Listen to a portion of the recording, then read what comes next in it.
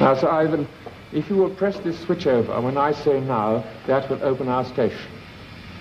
5, 4, 3, 2, 1, now.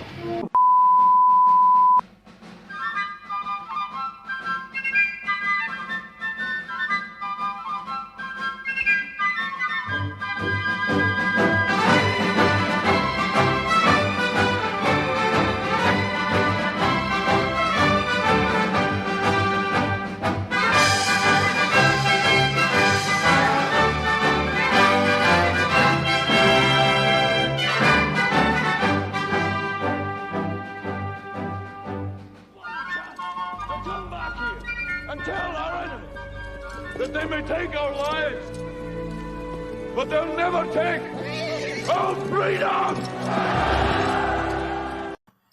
So, good afternoon. Welcome to my first of the daytime streams for the next 6 weeks. So, disclaimer, this is me at home doing my normal stuff. So, if I do anything you're not comfortable with, I'm sorry, that's me. So, I may smoke, I may drink, I may eat, I may say things that you may not like to hear.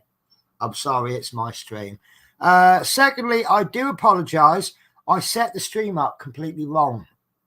I had set the stream up to the 2 Facebook channels, but I pressed the wrong button. Instead of setting it up to my YouTube channel, I actually set it up to Chris Davis's Twitch account.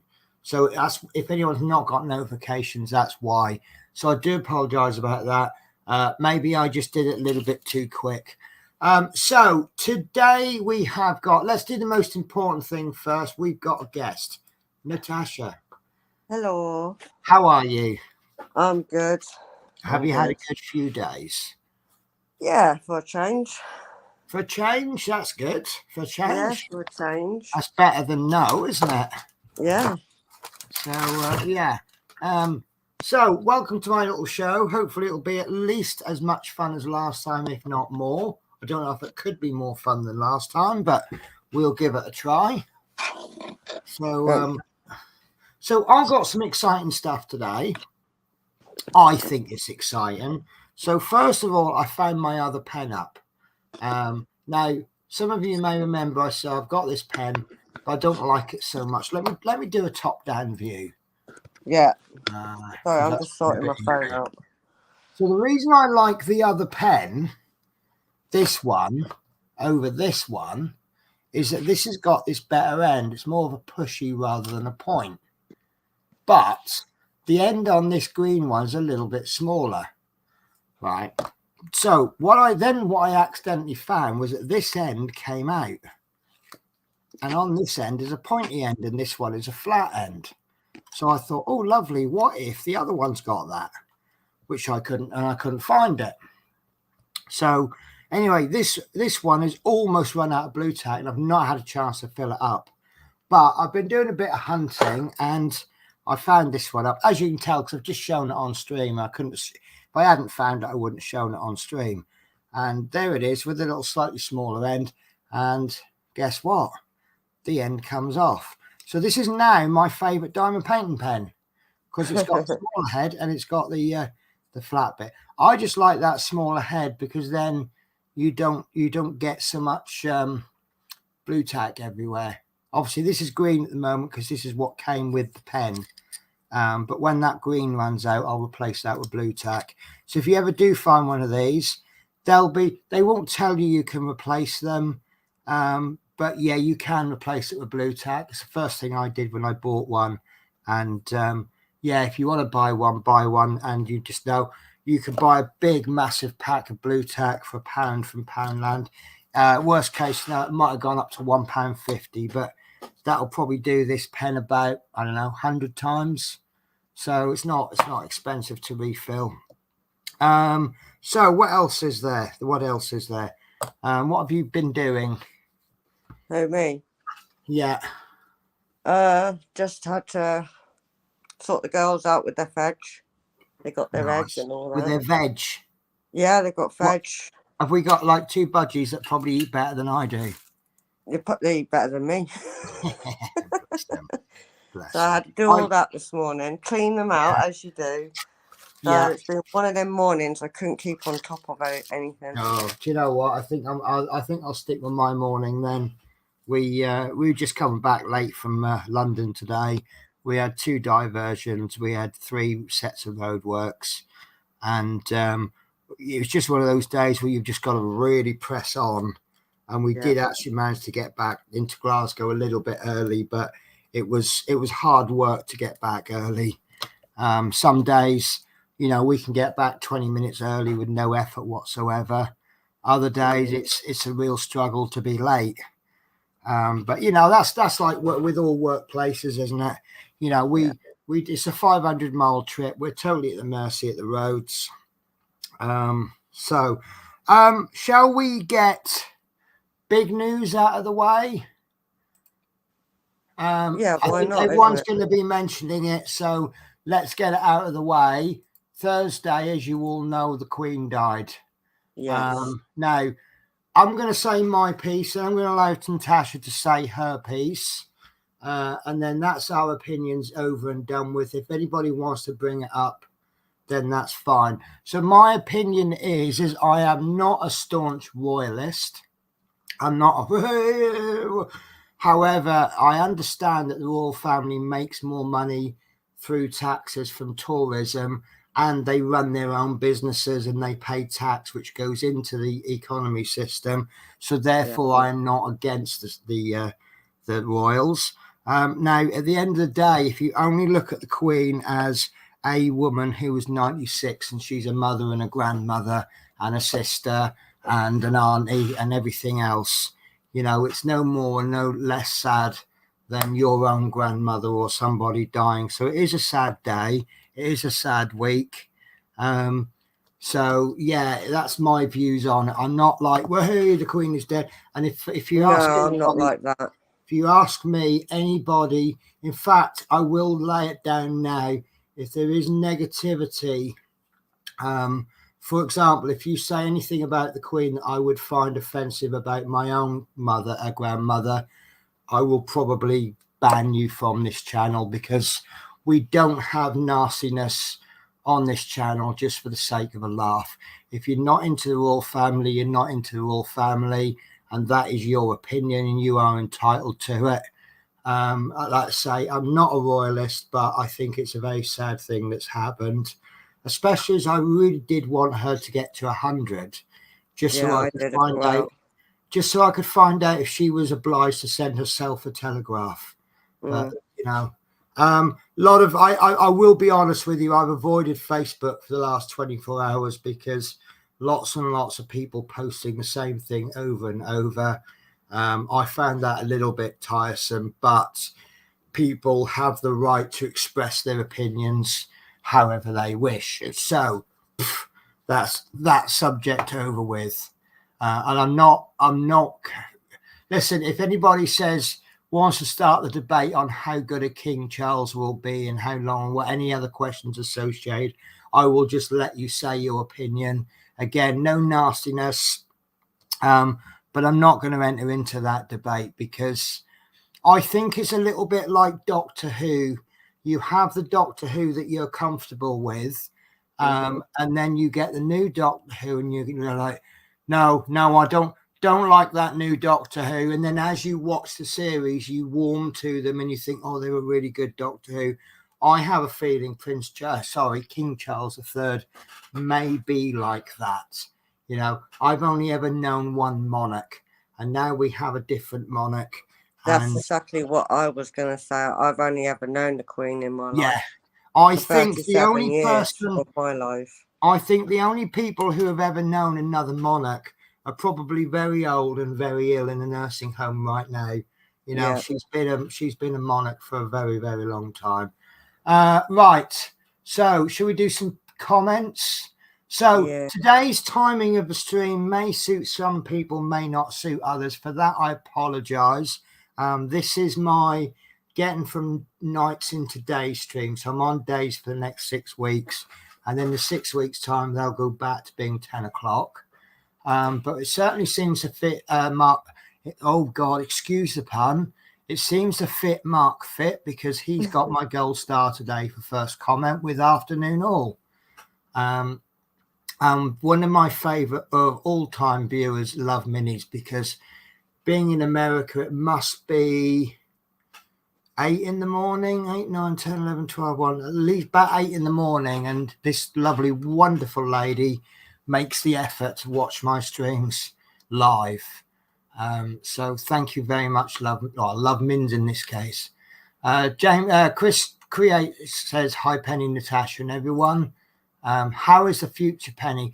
The future's all right, and my future is pretty good because you've just reminded me I may get a doorbell go. I'm having a bit of trouble because I'm spending so much time sitting on these coach seats. It's not the driver's seat, it's the crew seat, and I'm getting a bit of a sore bum. So I've ordered one of these gel cushions. Yeah, you laugh, Natasha. Me, go on, laugh at my sore bum. Go on. But no, you know the score. You sit down on a not top of the range seat. See, my craft chair. Obviously, I buy the chair that I want because of the amount of time I'm sitting in it. But I'm sitting in this sort of hard chair, and I'm getting a bit of a sore bum. So I've got this gel cushion coming, and I've got a notification. It's coming between 2:15 and 4:15. So it'll probably come at 3:15, which is about an hour's time. Future's quite good. But the future's looking quite tired at the moment. I just realized actually I went to bed in my time zone about 2 hours after this stream has started in Love Mini. No, hang on. I got myself in a muddle there. Right. So I went to bed 4 hours ago. Love Minis is 6 hours behind us. So if Love Minis followed the exact same pattern of sleep that I did today, then she'll be in bed in 2 hours time. I know what I mean anyway. Right, Love Mini says, congrats on finding your green pen, I take it you mean. Thank you very much. God save the Queen. Still amazed she did the James Bond thing.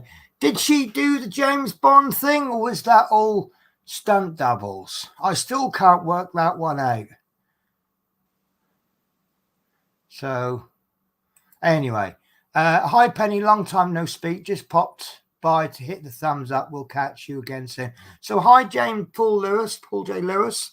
Paul J. Lewis is a modeling bud. I'll call him a bud because everyone's my buddy on YouTube, I think. So we kind of met through Paul ISM. I can't help calling him Paulism. And what is a Paulism? I don't know. I haven't worked that one out yet. But yeah, Paul was on my stream once as well. I did a fairly short stream that lasted about 8 hours through the night. That was quite funny. So Mark Fit, common name is BDB, bus driver's bum. Yeah. It's funny until I've done, because I've only ever done service bus work, which is short spurts here and there. Maybe, you do an hour and a half, and then you get up and have a little bit of a walk. Obviously, being a bus driver, you know to look after your back and stuff like that. No one ever tells you look after your bum. No. Bit of a strange dynamic there, isn't it? But if I worked in an office, they'd probably have special chairs and stuff. But so Chris says it was her in the helicopter. Okay, Chris, I'll take your word for it. But yeah, fair enough. So that's another thing that she's done that I haven't done. Right, so I'm going to steal the screen for a moment when I change the camera angle. I'll give you guys an update.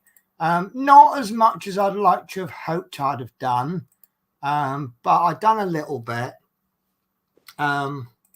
So what I've been aiming to do is get these squares in. You see these squares? And what I want to do is work a diagonal pattern, and then each time I get to the end, I can then just start a new one there and then work across. So I've got a few to fill in. One that I've been saving for you guys. I think we as a group, we quite like this destination board, don't we? So I've saved that bit for everybody. So I thought I was originally thinking I'll do 2 of these squares on stream, but I'm going to change your mind slightly. I'm going to do this square there to get this bit lined up. And then that needs to go. See, that's actually down too far. Oops, that one's just come out. So what I'll do is I'll do this and this today. And then, because this will be, sorry, this one. Sorry, because this will be a fairly quick one. This will be quite a lengthy one. We'll do a little bit of an unboxing as well. And then I can do a bit off camera. Oh, sorry, I've just been told off, stroke helped out here. Smith Speed's banner. Yes. Yeah, just seeing that now on the TV. This show is very kindly sponsored by Smith Speeds. So basically I buy everything that I can, I buy off Smith Speeds. Because you know, when you have a favorite supplier, you will buy everything off them that you can. Incidentally, I found some release paper on Amazon. Now, correct me if I'm wrong. Let's have a little look, because I did laugh. I'm pretty sure Smiths are doing a much better deal than everyone thinks it is. So let's do my screen share. So just right. There we go. So there is my blank Google page. So Smiths, got on the website, beads.co.uk, all one word, and search bar there, release paper. There we go. So £1 for 15 sheets. On Amazon, that is available for a tenner. You do get more sheets, but you don't get that many sheets. I think it's something like 50 sheets for a tenner, something like that. And I've got to be honest with you, 15 sheets is a more usable number than 100 or 50 or whatever. I certainly wouldn't use 50. I mean, they did send me many packets. I was quite happy with the one packet I had, and they sent me 2 extra packets. And I'm like, what am I going to do with all of this release paper? But to get it in perspective, but then again, as you get using these release papers, they do get very tired after a while. Well, so I was just thinking that. Look, you see, I've got a couple of bits of release paper here that have been well used. Yeah, they've seen their best days. So yeah, it's something you get through. But to get it in perspective, I've got 45 sheets of cover paper, release paper, for a total cost of £3. 50 sheets from Amazon is a tenner. So I'd rather go to Smith Beads for that. Well, yeah, obviously. Now, all right. I'm not knocking. I do love Amazon, but I think not everything is the best bought on Amazon. And of course, don't forget, guys, you get 15% if you use the code Penny15. So right. So I'm gonna talk and work. First time for everything. So I'm going to get this square in today. Let's move my camera. I really am keen to get this destination blind in. Oh, we were going to do the number plate today, weren't we? Yes. Right. Are you going to now wait for Teresa and Mike? Or do you know, I was just thinking that. Right, we will wait for Natasha and Mike to give us a little bit of a thumbs up type thing. Natasha and Mike. Natasha and Mike. We'll wait for Teresa and Mike as well, shall we? And let's speak of the devil, Teresa Smith. So I'm going to take that as a we can go. Yeah. So today's project is the number plate. So, right, for those that haven't been watching the evening stream, so obviously I'm doing this diamond painting of one of my buses, which I took a photo of a while back, had it sent off. This is the picture on the custom, but that's what it should hopefully look like by the time it's finished. And this bit is going much better than planned. It's come out really, really nice on the actual diamond painting, because obviously you've got the picture, you've got the render. Now that's that's the point where you're quite able to say yes or no. You know, I don't like the look of that. Once it's actually gone to manufacturer, then you're really not sure how it's going to come out. And this has come out absolutely fantastic. Let me show you this bit. I am super impressed with this part. I've opened this bit of release paper so many times. So this is what we're looking at. Look at that. And the top bit, I promise you, if you haven't been watching this, has come out better with drills on than the actual bit without the drills on. However, there was a concern raised about the detail. I've gone 60 by 60 because the bigger something is, the more detailed it will be. If you have it smaller, you will lose a lot of detail. And I think Mike was a little bit concerned that maybe with a 60 by 60, the detail in that number plate may not show through. Now, first of all, don't forget that the picture cannot be better, or the diamond painting cannot physically be better than the photo that I've taken.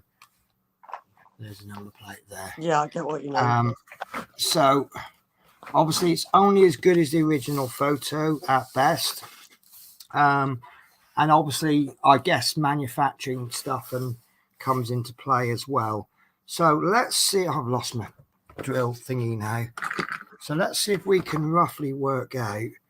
Oh, that's going to span over two of the things. So let's tell you what. Let's just cut a big section out, and we also means that we get to see some of that green in action. Whether this is going to go, oh my God. Right, I'm going to switch over to Natasha because the reason being is you're going to get my head in the camera a lot while I'm doing this. So, always the way. Yeah, so let's find a reasonable sized chunk. We'll get some of the surrounding in as well.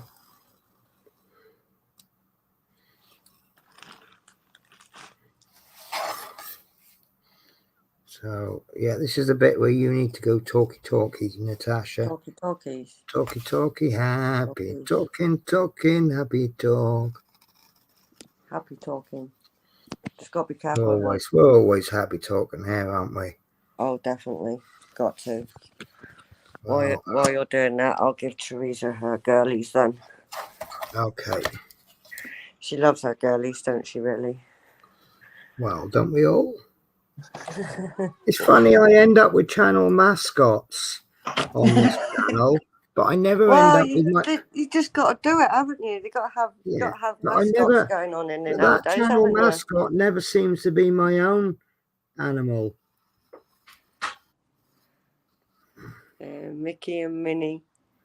So I made a slight hash of this, but it's not. And they've got their fruit and egg in there today. No, veg and egg. And Minnie's favourite is actually sweet corn. Okay, I like a bit of sweet corn. Got it all there. Right, so camera-wise, that's the best I can do. So let's see if I can find this end I've just cut off. Right, so here is a badly cut number plate. Oh, I haven't cut that very well. There we go. So this is the number plate, guys, which it will look a bit dodgy at the moment because it's all done with symbols. Yeah, it's not being done yet, as it so it's going to look a bit. So this is really gonna, and I'll tell you what we're gonna do. We keep forgetting to do. I am going to take a quick picture of this. Yeah.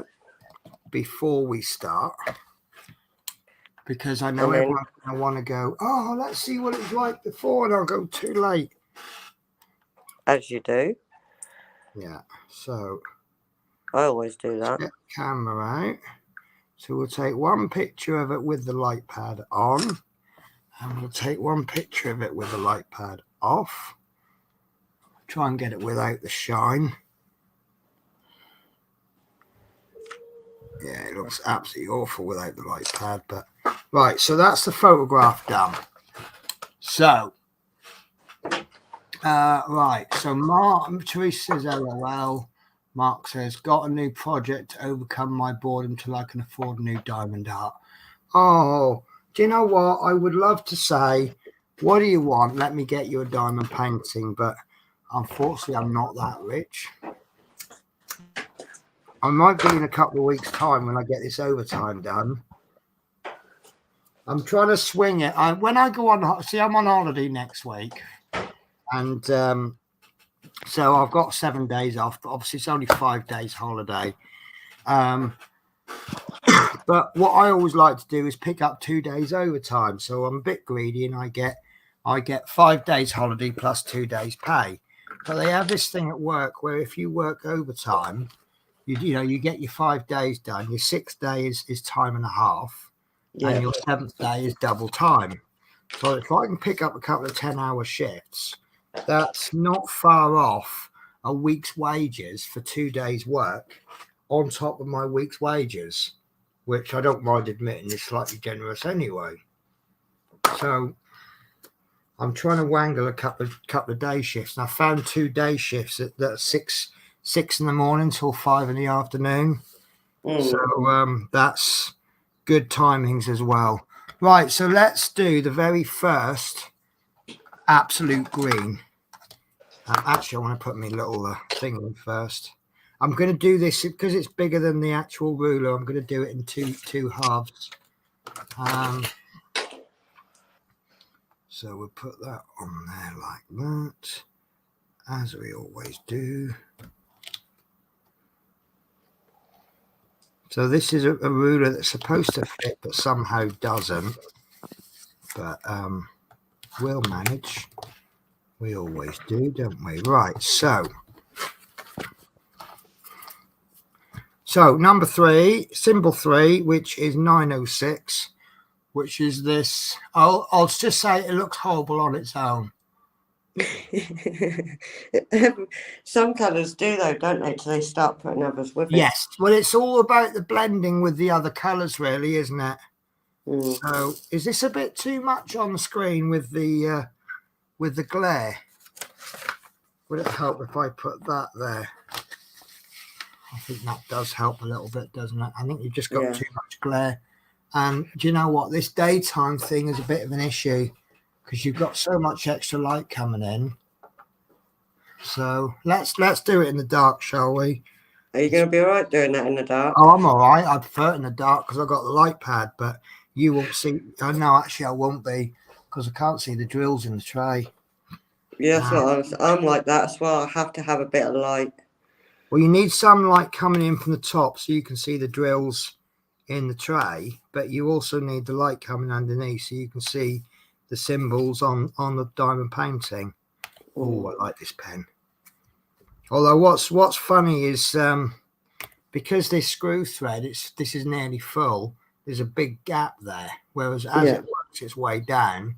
So I've got used to this screw thread being fully tightened, but it's like that with all of them. Once you fill it up, you've got to get used to the shape of that, and then but you don't notice it going down because it goes down in tiny increments. Oh, okay. So sorry, you were saying about the budgies and that. Oh, I can't remember what I was saying. Oh yeah, they're more healthier than me. Them two. Yeah, I'm not doing too bad. Because I'm eating quite well at the hotel. I eat, but it's just small portions here and there. If that makes sense. Eat far too. But I think I might actually be putting on weight. Believe it or not, I have the meal replacement shakes when I'm driving, which isn't that many calories. Maybe I just don't really realise how many calories I'm putting on the plate. 2 sausages, 2 bits of bacon, 2 pancakes, a load of maple syrup, hash browns, yogurts. They're only little amounts of calories each, aren't they? But maybe I do have a lot of items on. And then obviously I have quite a lot of sugar. I do consider myself a typical bus driver when it comes to sugar in the tea and coffee. Yeah, see, I can't not have sugar in my coffees. I have to have loads. I've tried it and I just can't do it. Right. So Teresa has said, Mike's main concern on the number plate is that it looks a bit distorted. Well, actually, it doesn't look distorted to me. It looks, because of the angle of the bus, it looks totally fine. But, you know, what's the saying? I don't know if it's the appropriate saying. The proof of the pie is in the eating. So let's have a look. And as someone else said to me, I don't think it's going to be an issue, but if the number plate isn't completely readable, that's probably not a bad thing. Well, someone said, I mean, you could end up with a stalker, but I don't own this vehicle, so you can't find my home address based on this number plate. And people know I drive Flixbus, and they know I live in Glasgow, so it doesn't take too much detective work to be able to figure this bus out. And if you want to come all the way up to Glasgow just to find out where the bus is based, you know, that's a lot of effort, isn't it? Yeah, but you never know with some people sometimes, though, do you? Well, I mean, the thing is, even if you catch me at work, you won't catch me on my own because we double man.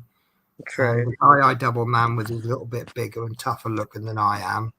He's not necessarily an aggressive guy, but, you know, it's, if you want to come up to me and hassle me at work and you see him, you might give it a little bit of a double thought, extra, you know, think twice. That's the word I'm looking for.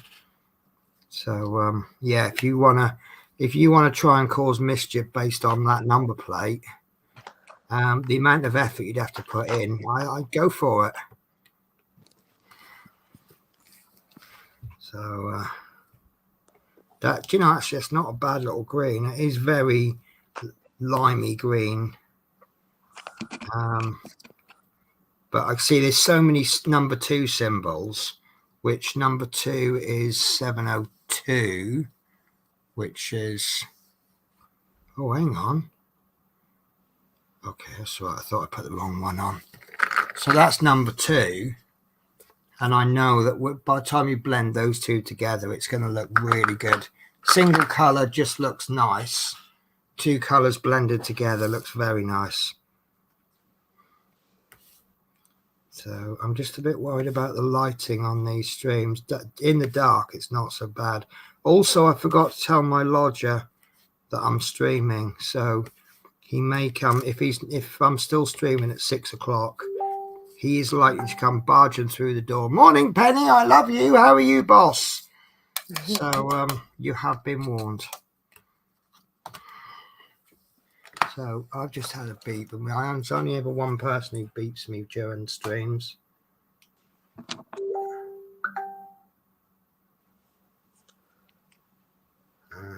Mark's. Oh, Mark, I'm going to have to show that off. So this is Mark's new project, of which I can't get the focus in.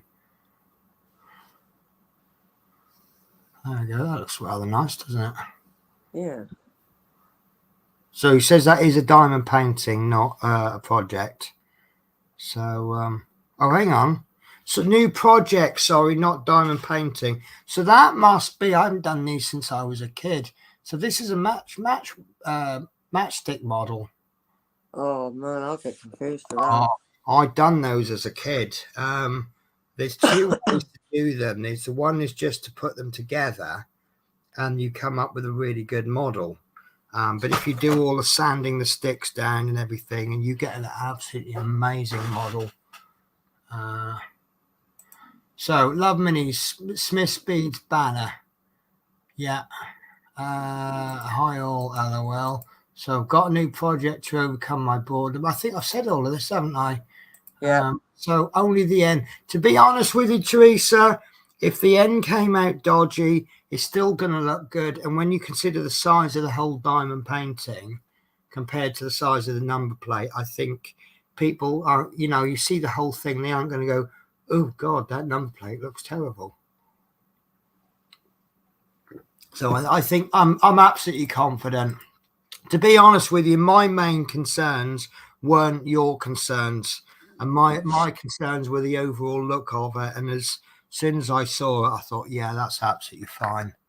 I mean, we knew this already, but it looks better with the drills on. than the actual picture, and it looked really good just without the drills on. So, can you believe that drill, the one I've just done, number 3, I've missed one. I always do, don't I? So what are you working on, Natasha, if anything, or are you just here just to make the stream look attractive? Doing my wolf. I'm not supposed to be, but... What do you mean you're not supposed to be? What is the point of having a hobby if you're not supposed to do it? I damaged my right shoulder. Oh, no. Did you do anything stupid to damage, or is it just that you break easily? No. I think I rang the doctors up because I've never experienced pain like it. It's eased down now because I'm obviously increased on the naproxen, which is an anti-inflammatory. So they've increased me on that, doubled it. So in that case, you should be resting it, because if you're doing activity while you're on painkillers, because obviously pain is a natural way of your body going, whoa, that's enough. Whereas if you're on painkillers, it just means you can go through that barrier by accident, and you're doing more damage. So I just thought, I can't sit here bored anymore. Well, just sit there and make the stream look attractive then. More attractive. So it looks amazing. And as Teresa will tell you, I never listen to what doctors say. Well, who does? So I just carry on. I think this is why doctors give you quite strict information, because they know you're just going to push it a little bit. But, if they say rest totally and you rest just a little bit, I think they're like, yeah, okay, that's fine. As long as she's rested. I've rested it for like 2 or 3 days. I can't even, I think it's the 2nd or 3rd day, and I hadn't touched it since the wolf since the last live, so. Right. I mean, I'd be exactly the same as you. I know that for a fact. And I know that I've got budgies that can keep me occupied, but that can only go so far, if that makes sense. Oh God, look at this colour. This is quite obscene colour, actually. Look at that. Oh, you can't see it on camera. It is like it's almost like glow in the dark green. Like, when you switch the lights off and it glows. It's almost that colour. But it does actually look fantastic. So is anyone counting the different colours of greens that we put onto this bit? This is the 3rd one so far. I lost count after the 1st one. Yeah, you're like me. I'll lose count after 1. 1. Where are we up to? 2. Oh, yeah. Right, so that's 3 colours of green.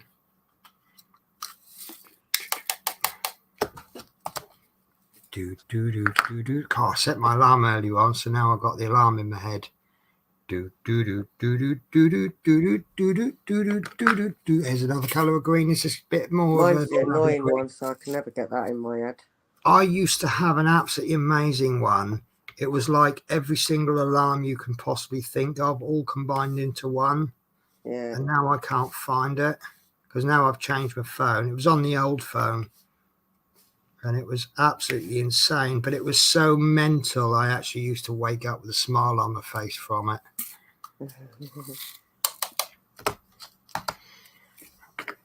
Right, so let's go for white. I've seen whites before, I'm sure I have.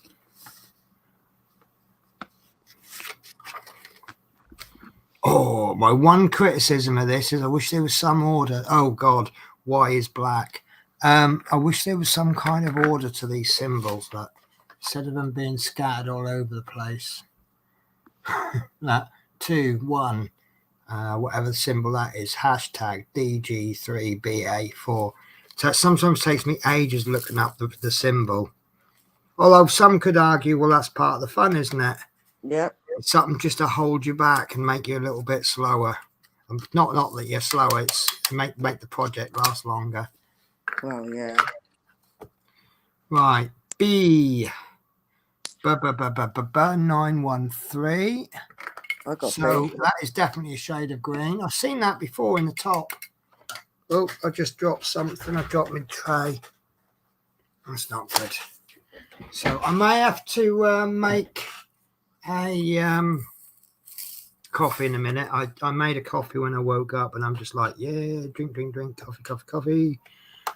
We have now completely run out of instant coffee, so I've now resorted to those little packet. You know, those little 3-in-1 packets you can buy. Oh yeah. Yeah, I've got those caramel flavored. I don't think they're very caffeinated. Actually, they don't seem to do an amazing job for me. Yeah, I prefer. I don't prefer it, but I do love my vanilla lattes. Well, I do. I Got to chuck be the the packets. Nescafe for me. Yeah, I chuck the packets in the work bag because they're extremely convenient for work. Yeah. But I obviously when you're at home. Yeah, let's move that back that way. See, it shines a little bit too much. Oh, I wonder if I move the camera in a bit. Does that help? No, not really, does it? Right.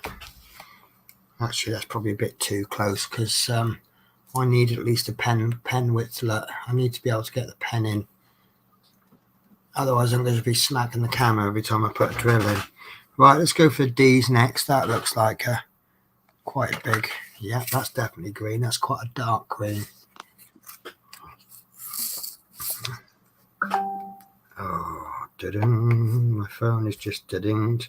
This is the time of day when there's a lot of activity on our works chat group, because we have 2 buses go to London in the morning, then 2 come back. Sorry, 1 in the morning going to London, 1 going to Glasgow, and then we have the night service, and obviously we have to hand over to drivers.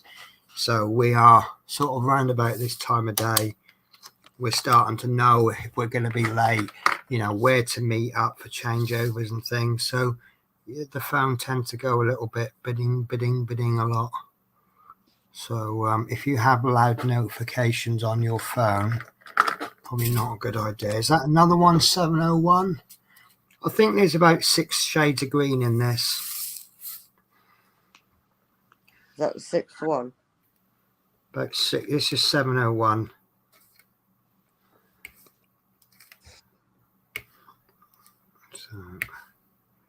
Oh, actually, one of those notifications might be Amazon saying he is only 8 stops away. Time to get excited. It's really funny when you buy something quite boring, or you buy something for someone else, and it says he's 8 stops away. Time to get excited. Really? Because I just bought a pan lid holder.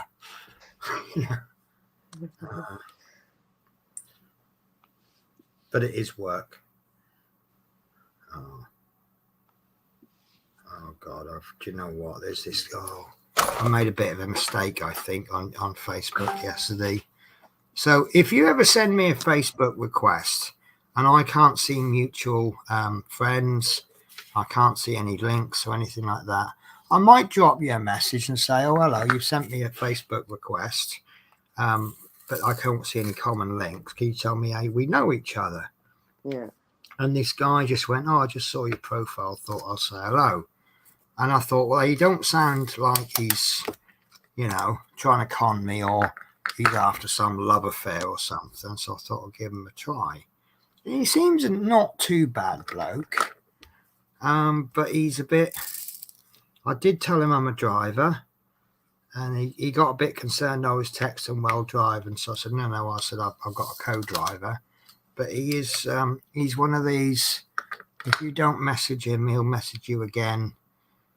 And I'm like, if you know I'm a bus driver, you know why I'm not messaging you. Oh, 9.8, that's an interesting shade of grey. I wish you could see this as well as I could.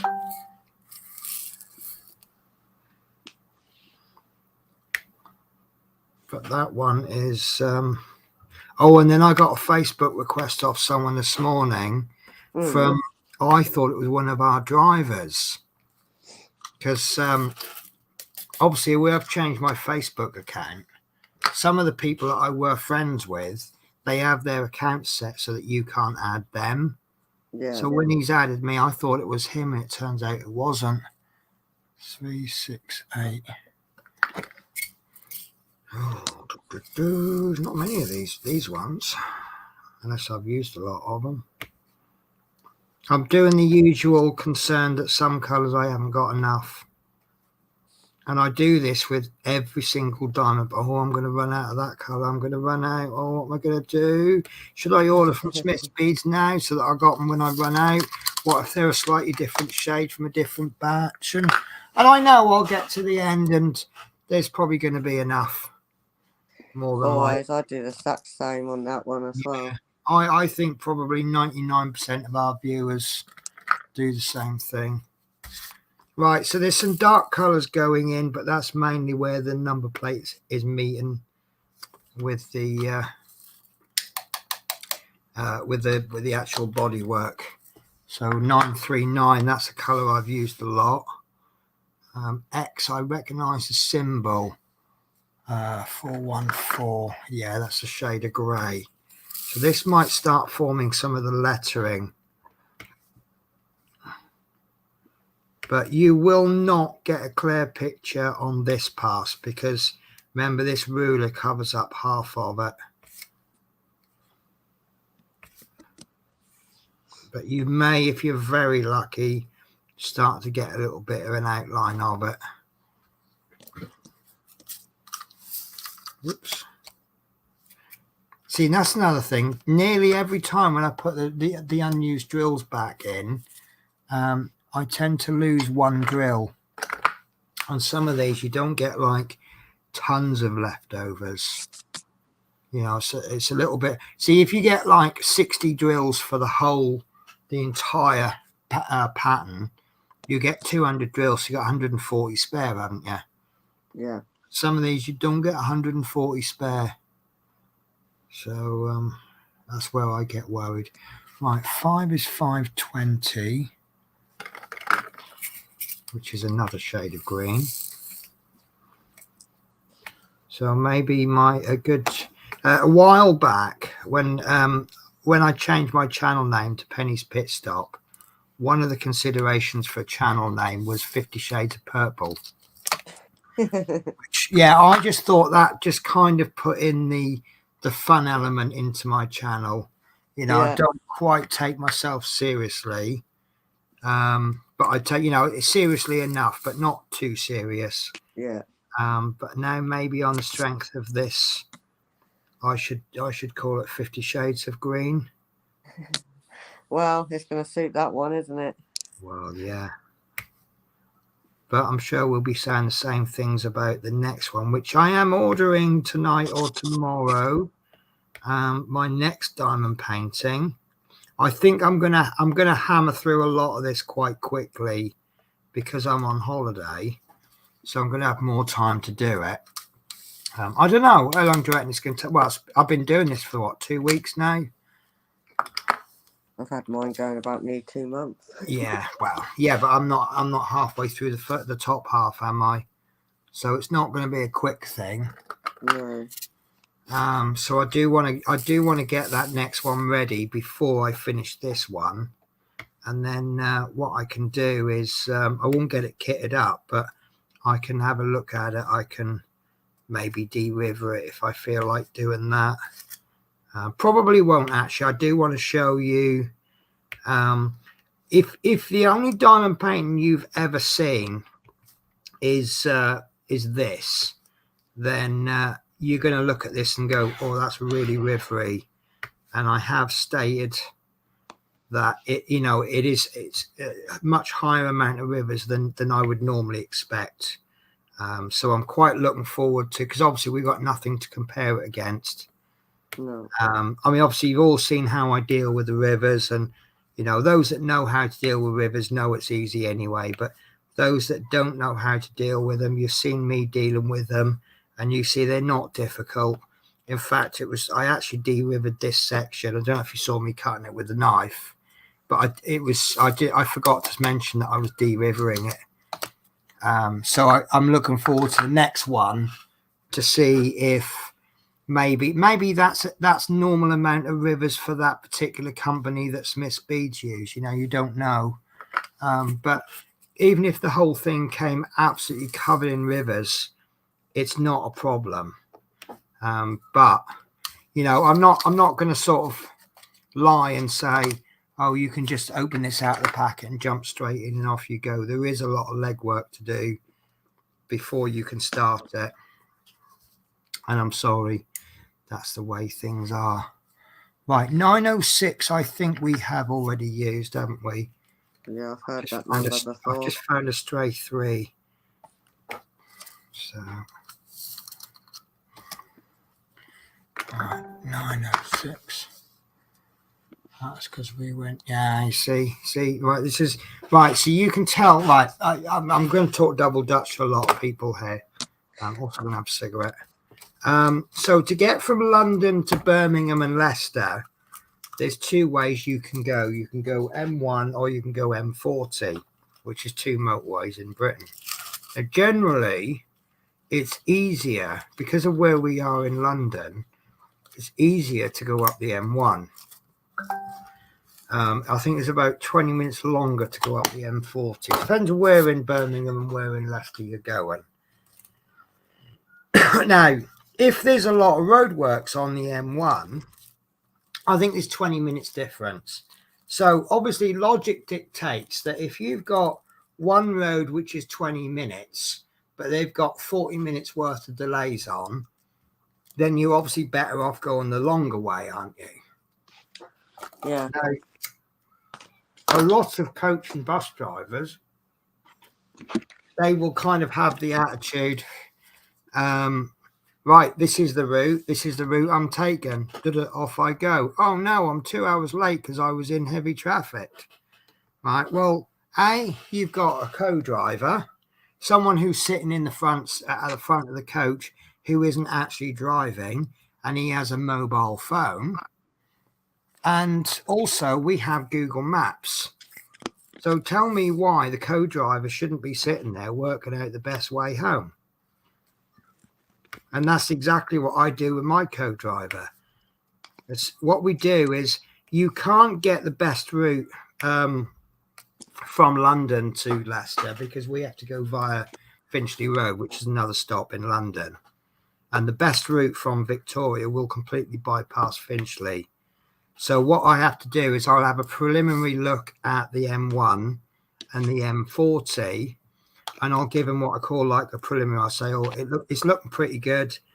To be honest with you, most of the time at the moment, I'm saying the road looks pretty good. A few slowdowns around about Dunstable Luton way. That's the way it always is. They've got some roadworks at they've got a lane closure at Luton. And there is a big airport there, so you've got to expect heavy traffic. But once we've done Finchley Road, I'll have a closer look. I'll give him time estimates for going down each road. And then that enables, at the end of the day, that the rule that we play by is it's down to the person behind the steering wheel which route we take. If he wants to go the long way, we'll go the long way. He's the one driving the coach. But I'll say to him, right, okay, estimate M1, 2 hours and 10 minutes. M40's estimating 2.5 hours, stuff like that. So anyway, we've got some drivers that are complaining that there's big delays. And then one of the other drivers are going, well, I'm looking like I'm running on time. And they're like, well, how'd you manage that? And he went, yeah, because I just went down the M40, which is the answer, isn't it? Yeah. So, well, they say it about most jobs, don't they? There's good people in the job and there's great people in the job. And it's little things like a little bit extra legwork that, it's like last night we got hit with so much crap on the road. We were about 20 to 30 minutes late at one point, and we managed to get back to Glasgow on time.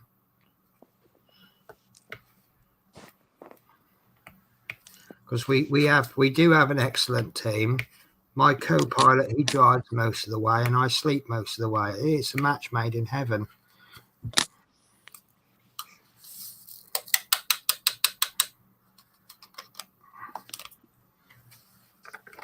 Right, so let's see how much chat we've missed. I've just marked Probably loads. Probably. Right. Right, Mike's made only the end. Hi all. Right, definitely there's a lot of detail. Claudius. I look at the number plates. I look at the smaller spot on the diamond paint, and if that looks good, then you know the rest will look good. Yeah, okay, that's fair enough. I mean, obviously, I guess what's happening is you're looking at the smallest. You're looking more for detail, aren't you? I'm looking at the bits that are the focus points for me. It's big green square object. And yeah, so we might be looking at different bits. So, when I finish this, I might actually say to you, yeah, I'm absolutely ecstatically happy because on the whole, what I want from it is achieved. And you might be sitting there going, no, I'm not happy because that little detail on the number plate is terrible. So it depends. One customer might complain about one thing. Well, I said about the little scuff on the bottom, didn't I? I can imagine some customers going, no, I'm not happy with that. Whereas I'm looking at it, it doesn't affect the overall of the I was about to say the overall of the build. Doesn't affect the actual picture. So don't know why, but that ruler doesn't seem to be sticking down as well as normal. I'm going to be doing that all day. I do apologize. Right, so we'll look good. Love minis. Pain pills make only half your brain work sometimes. I think that's the idea, isn't it? It's because obviously pain is a natural way of you going, whoa, that's too much. So if you take painkillers, you're not going to get that little bit of your brain going, oh, it's time to stop. So obviously you may carry on. You may do yourself more damage. Teresa Smith, Mike. And then Mike's not here. I'm confused. I'm a little bit confused now because Teresa Smith is obviously Teresa Smith and Smith Speeds is usually Mike. It's but Mike. Mike's not normally there on a Saturday, is he? He's not there, but he's on his phone. Right. Okay, that makes sense. So Smith says, Teresa. I don't think you was going to be able to get on being at Mum's. Oh, there you go then. Just answering the questions. Phone and earpiece. I think that's very rude, I mean, obviously, I love all the viewers I could get, but if you're at your mum's, on your phone watching the stream, that's a bit rude, isn't it? Screen blurry, no glasses. Where's mum's glasses she pinched off you? And I don't know. Okay. So here we have a little domestic happening on my stream. Right, ampersand.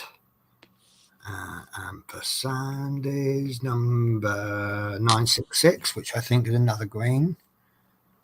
So I wanted green, so I got green. I think my next job, I'm going to work for the Purple Bus Company. Actually, I've seen there's another company. They run the airport bus from Glasgow to Edinburgh and then Edinburgh Airport, and they've got some very nice buses but they have an awful lot of little detail on them.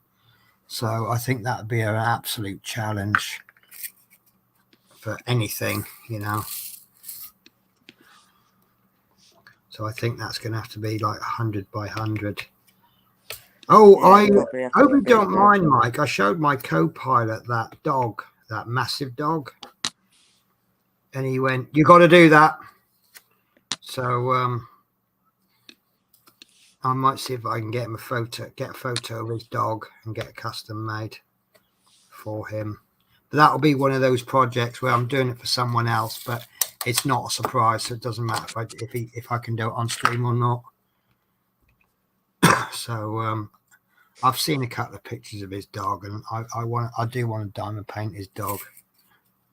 He was unwanted. I know this is a story common with a lot of dogs, but he's a pure pedigree, whatever he is. and he got purchased by someone or another, and they returned him back to the breeder with all of these BS issues. Like apparently he was aggressive around kids, and he's a gun dog. You know, they don't have an aggressive bone in their body, but I personally, I'm a bit of a believer that you kind of train aggressiveness into dogs, don't you? I don't think they're all necessarily. Doesn't mean they're not going to do it. No. Yeah. Don't get me wrong. All dogs have aggressiveness in them. You know, they have the capabilities. Yeah. But if a well-loved dog, generally you're a lot safer with, aren't you? Yeah. I mean, I'll say, don't get me wrong, you could have, but also if you look at the dog, we had a dog, my stepdad's dog, a border collie, lovely dog, really placid, one of these dogs that puts up with an awful lot before she gets upset.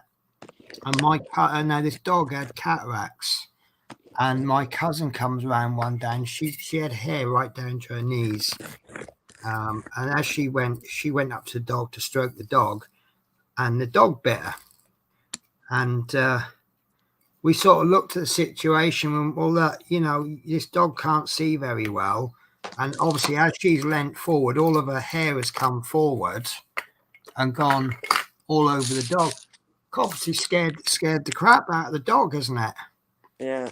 So, which you can do. Yeah. So, yeah, that's all right. So the dog had an aggressive streak there, but I think that was, I won't use the word justified, but obviously there was a reason why. So, I mean, my auntie was going ballistic. So, I want that dog put down. We're like, well, no, look at it from the dog's point of view, you know. But kids just rush in, don't they? They come round, the first thing they do is they go and run towards the animals. And these poor old animals ain't got a clue what's hit them. Right, so that is one half of the ruler done. So what I'm going to do now is I'll get the ruler on the next little bit, and then we'll finish all of that, and then we'll end up with just half a little bit on the other side to do. I'm just going to click this little bit down as well. Right, so that doesn't really show that much at the moment because it's half done, but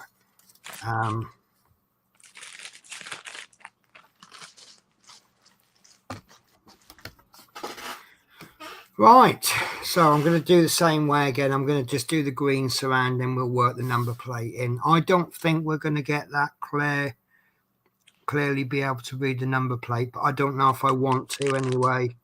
I think you want to, my aim there is you want to know there's a number plate there, but reading it isn't going to be that important, is it? Would anyone agree? As long as you're happy with the outcome, that's the main thing, isn't it? You know, if Smith Speeds are sort of looking at it and going, I'm not happy with that, and I'm running around going, oh, look at this is the best thing ever. You know, that's the important thing, isn't it?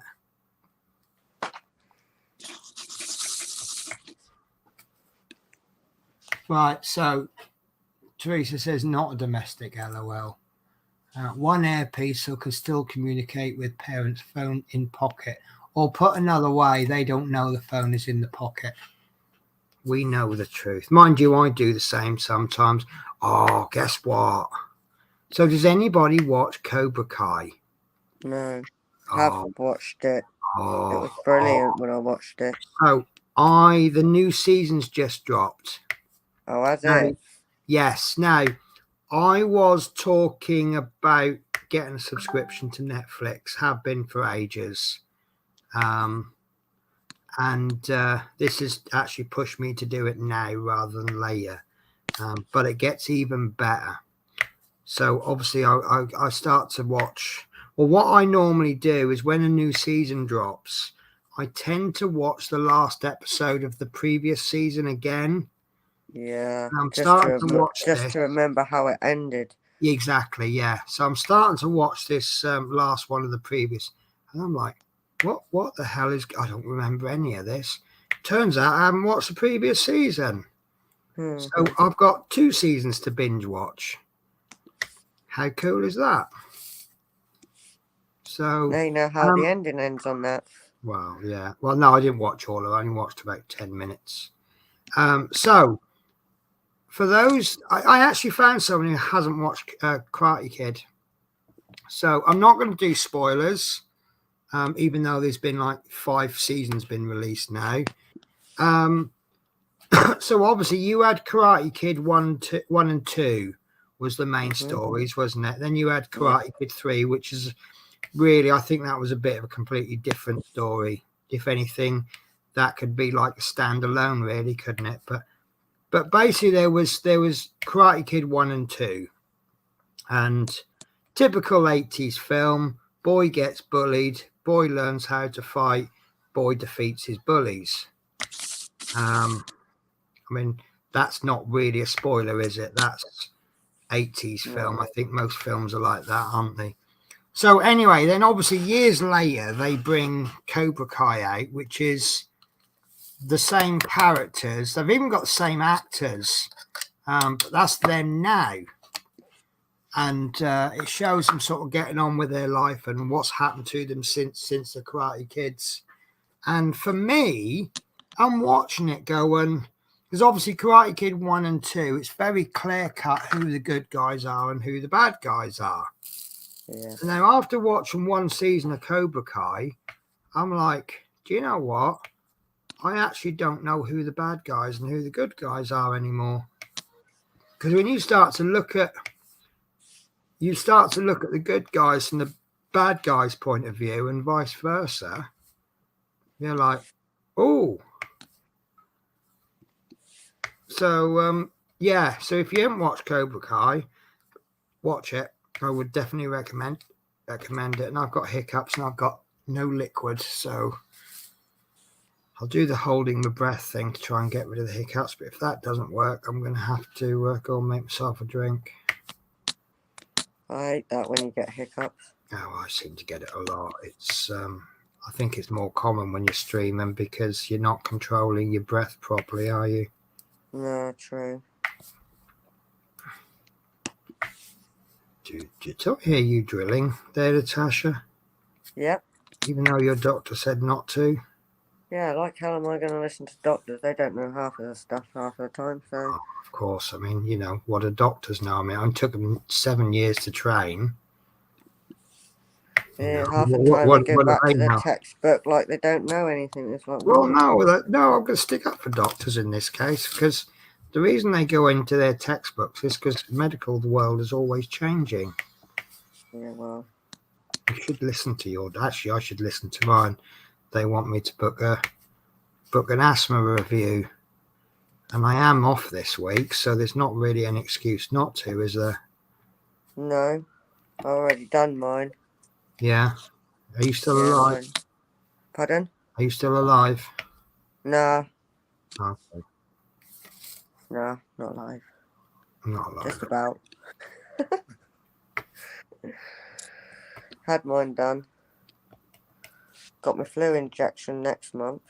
All right. So, I guess you get that for free because you're asthmatic. Yeah. Right. So that's coming up. See, that's what I love about our NHS. You do get all this free care, but then we pay for it. And I think we're going to be paying for things in the next year or so. I think we will be. Well, this, I'm not actually up to date with it, but this cost of living package, you know, where's the money coming from? Taxpayers? That's the only thing I can think of. Come from taxpayers, because that's the government's only form of income, isn't it? They're not going to be taxing the big corporations, are they? I suppose they're in a bit of a catch-22 with this corporation tax thing, aren't they? If they tax the companies too much, the companies pull out of Britain and they start having their offices somewhere else.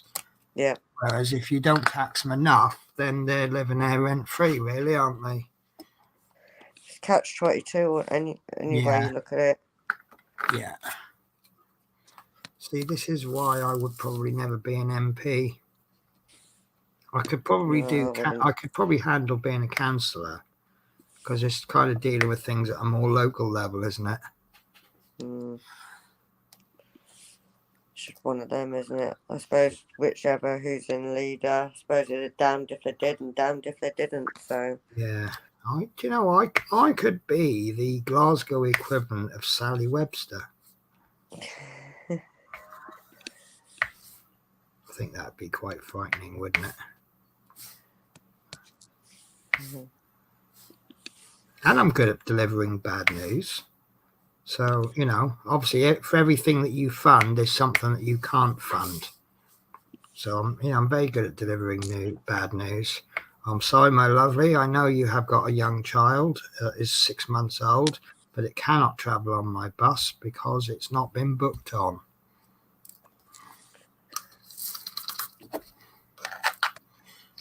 Yeah, but you're only doing your job. Wow. Yeah.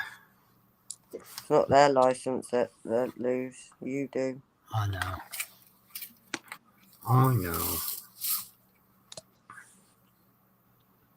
So I got to meet this young lady yesterday. It's about 4 coordinators. When we go to Victoria, we have like someone who actually works at the bus station, and they sort of coordinate and they deal with queries and things like that. And there's a young lady, I haven't seen her in weeks. She's absolutely lovely. We always make our customers laugh because as we pull out of Victoria, I always shout out the window out, "Love you!" And she goes, "Love you too!"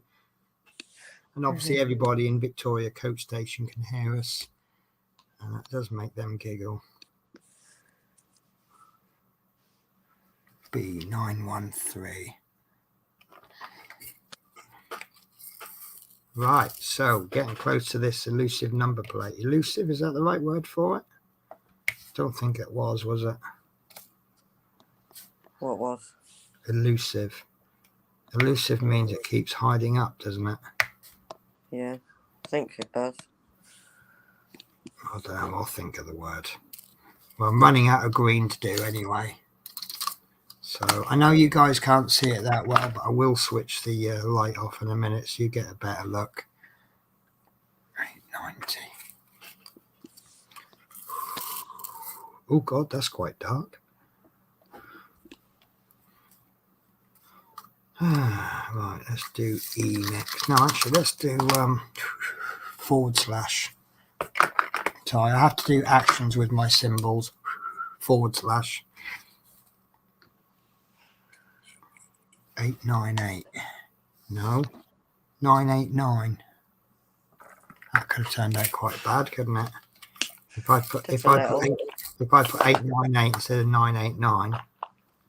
So how are we doing for time? Right, so I think Amazon's going to be knocking any minute now. And I've got one of those buzzers that the whole world knows when I've got a visitor. You'll find out in a minute. Haven't you checked to see how many stops you are yet? Yeah, funny enough, that's exactly what I'm doing. He is 8 stops away. Oh, he's 1 stop away. 1 stop away. Yep. So there's me. There's my parcel. So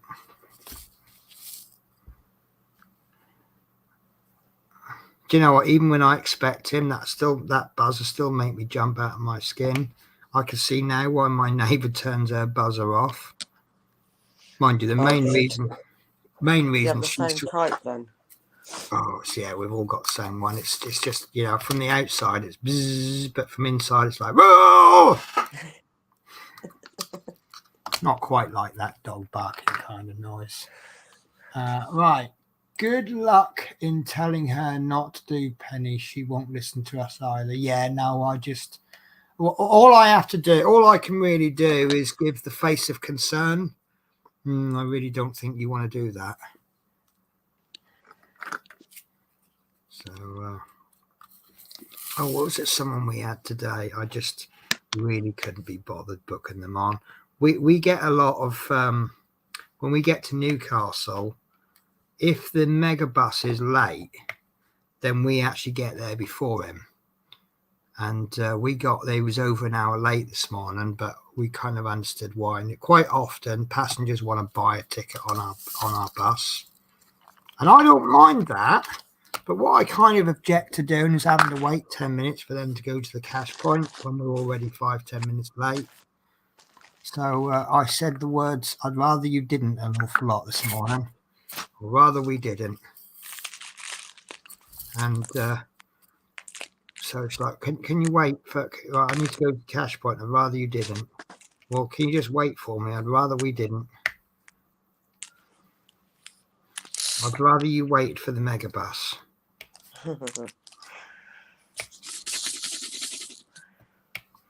And I've learned very, very quickly, tell them the price before they go and get money. Because we normally always get one go, can I buy a ticket to so-and-so? Yes, that'll be 30 quid. Oh, that's rather expensive. I'll give it a miss. So, if you sit there waiting for them for 10 minutes and then you tell them the price, you're like, oh, I tell you what, this made me laugh. So obviously the customer didn't know the backstory, but we had a broken toilet on a trip down. So this customer comes down, he goes, oh, the toilet's broken. And we both sort of looked at each other. We was out working absolutely fine like 3 hours ago when we left the depot. And he goes, well, can you stop at service stations? And my co-driver just looked at this customer and just went, no, absolutely not after last time. And I thought, in all fairness, he didn't know about last time, did he? But so do you remember the story about the McDonald's people? I don't know if I heard about that one. Right, okay. I might have done, but I might have forgotten. In a nutshell, we had a broken toilet. So we decided to make a couple of stops en route. So we pulled into this first service station and we were there. We told them 10 minutes and we were there nearly 20 minutes. And this guy just comes rocking up with this McDonald's. And we're like, no, you can't bring hot food on. And he's trying to bloody negotiate with us. And it's like, no, we're the drivers. You're the passengers. That's end of negotiation. You're not bringing it on. So anyway, so we get to the next service station much later on in the journey. And we actually said to them, do not go and get food. It's just a toilet stop only. We're going to be here for 10 minutes and that's it. About 20 minutes we were there again. And my co-driver went and got this guy. He's just come out of the queue for McDonald's with food. And he was just about to join the queue for Starbucks. He's like, no, get on the coach. We're all waiting for you and we told you no food. So obviously, but I mean, me and him, we have a different opinion. He will do a head count because he doesn't want to leave anyone behind. My attitude is a little bit, I've told you 10 minutes. So in 15 minutes, we're leaving whether you're on or not.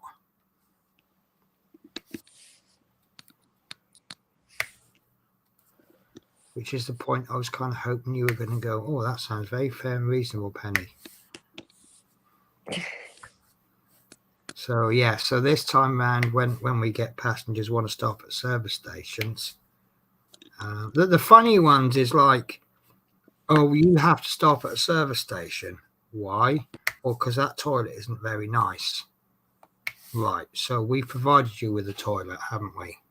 Yeah, so why do we have to stop at service? Well, it's not a very pleasant toilet. Oh, I'm sorry. Did you want the red velvet cushions and the little sexy man with the perfume spraying you as you get off the toilet and washing your hands for you? Yeah, definitely. Maybe you should go to Bulgaria where the public toilets consist of a hole in the ground. Would that be more to your liking? People, I just wish there was a really good way for me to earn money without actually involving the public. Wouldn't that be the dream job? Yeah, would be, wouldn't it? Yeah.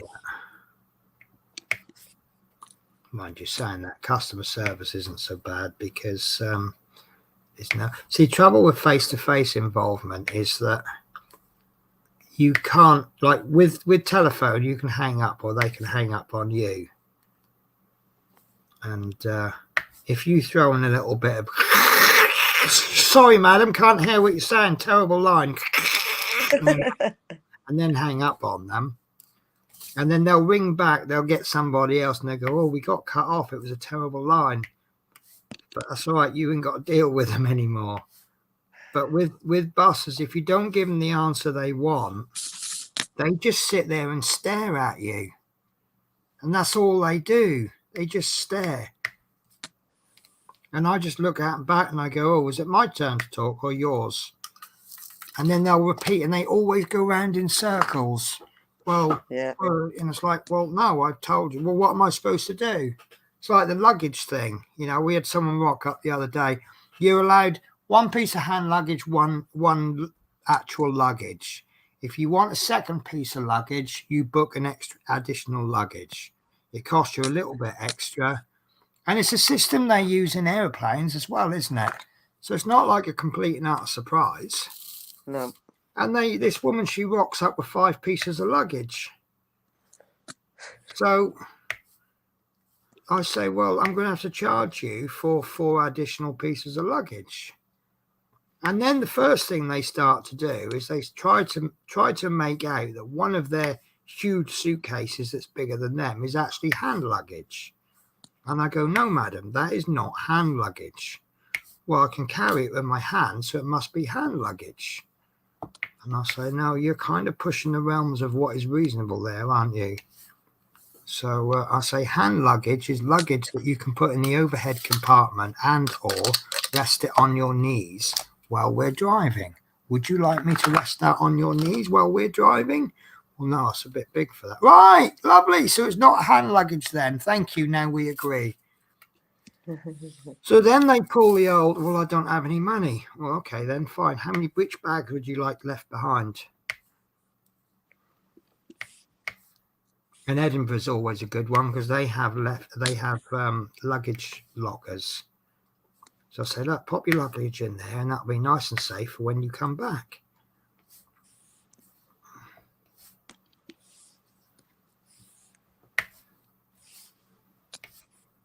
I don't know. I think some people, we've got student season now. Oh, there it is. Be back in a sec. Oh. I'm coming.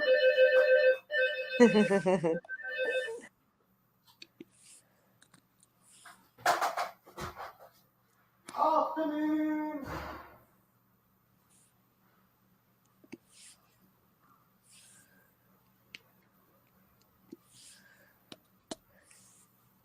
I can see why that's deafening.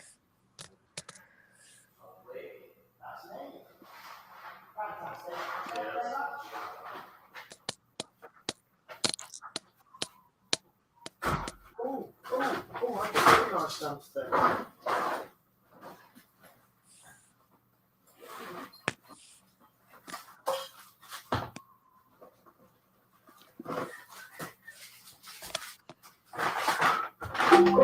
Doo-doo, that's Amazon told me that the package that's in my hand has arrived. I do love that. It's like you get a notification. Your package has arrived. Really? It's in my hand. Oh, that's all right. That's fine. So I'm going to show you this, guys, because I think for a traveller, this is probably perfect. So let me change my camera.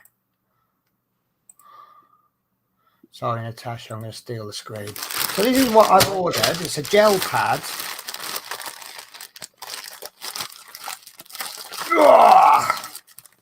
And it's oh, hang on, it's supposed to zip up. No, it's supposed to zip. Oh, well, that's close enough. So it opens up. So there's your cushion for sitting on. And then when you're finished, you just button it up.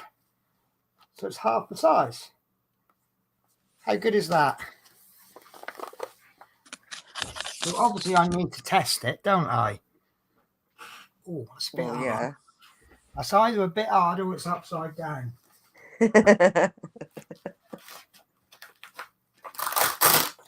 Oh, I see, it's detachable.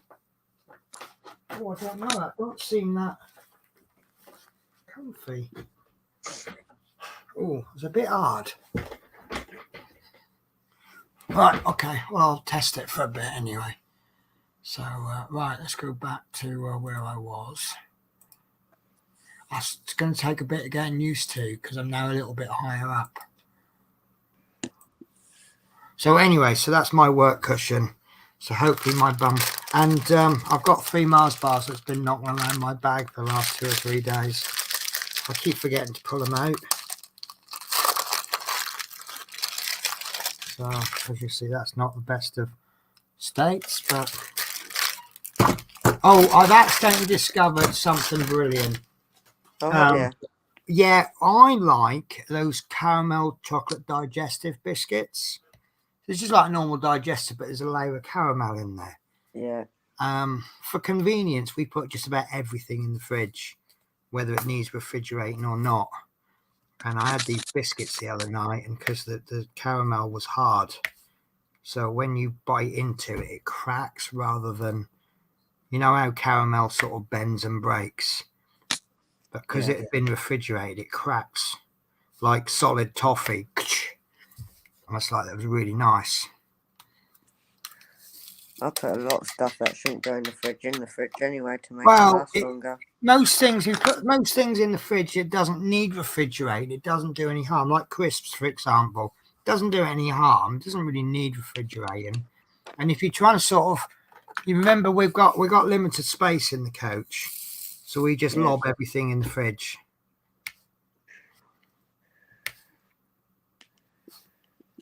And then we just take stuff out as we need it.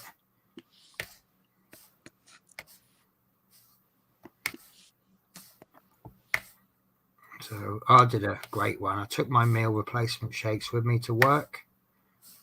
Bought milk, took that with me. I only forgot the little bottle, didn't I?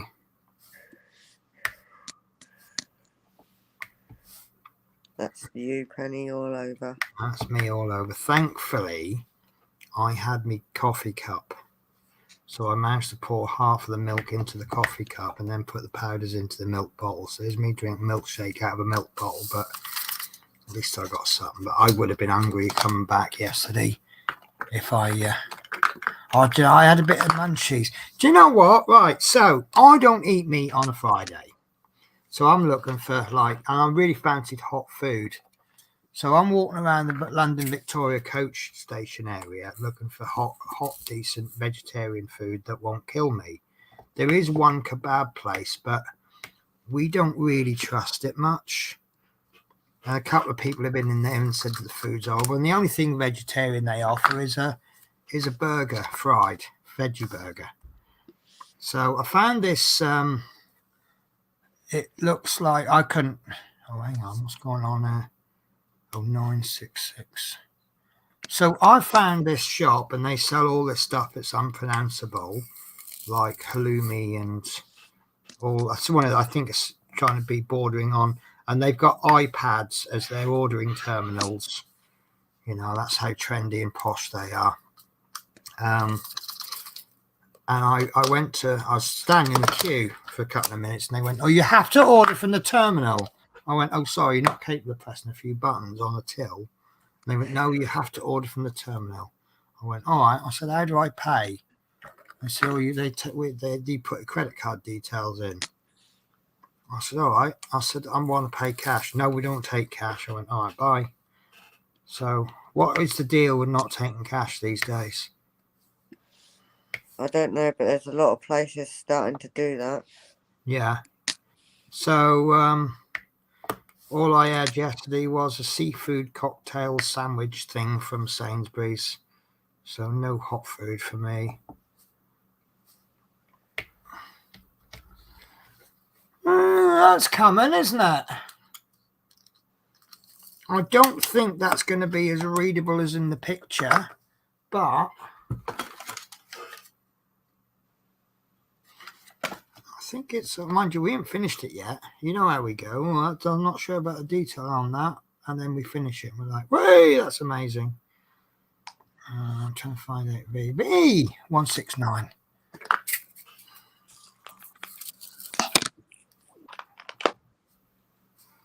Right.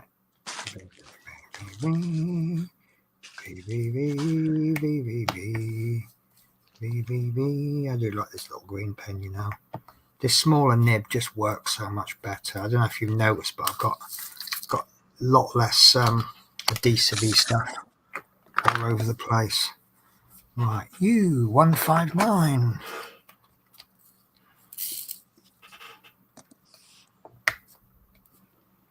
Do do do do do do do do do do do do. To see how long it's going to be before I completely annoy someone. What was Natasha, that? put your sling on. No, make me. She can't mic, it's on the bin. And Alex Demetrius, how are you? Hello, Penny and Natasha and everyone else. I'm enjoying the show very much. Good. Hello, Alex.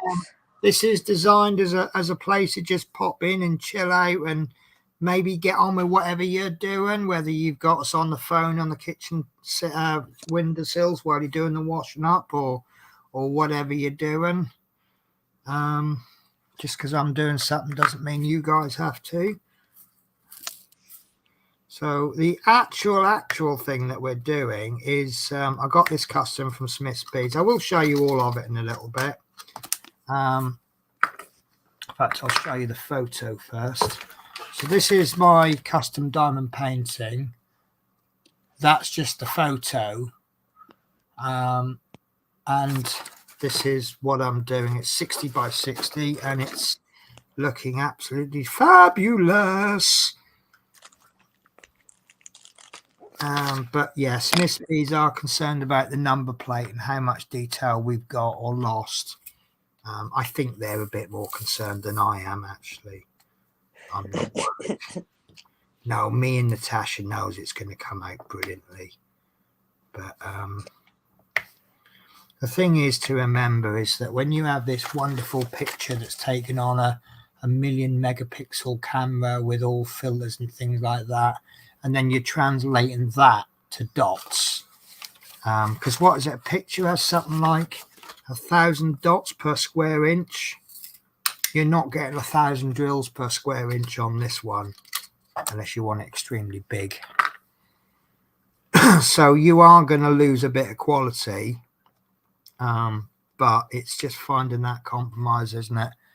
And I think this is more than big enough to have a really good picture.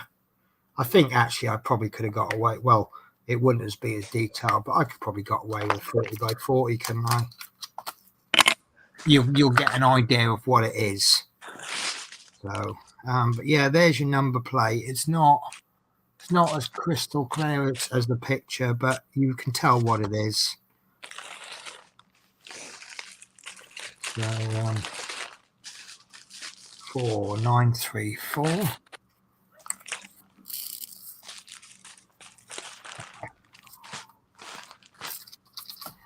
Probably not going to make a difference. We've still got the underside of the ruler on that side to do yet.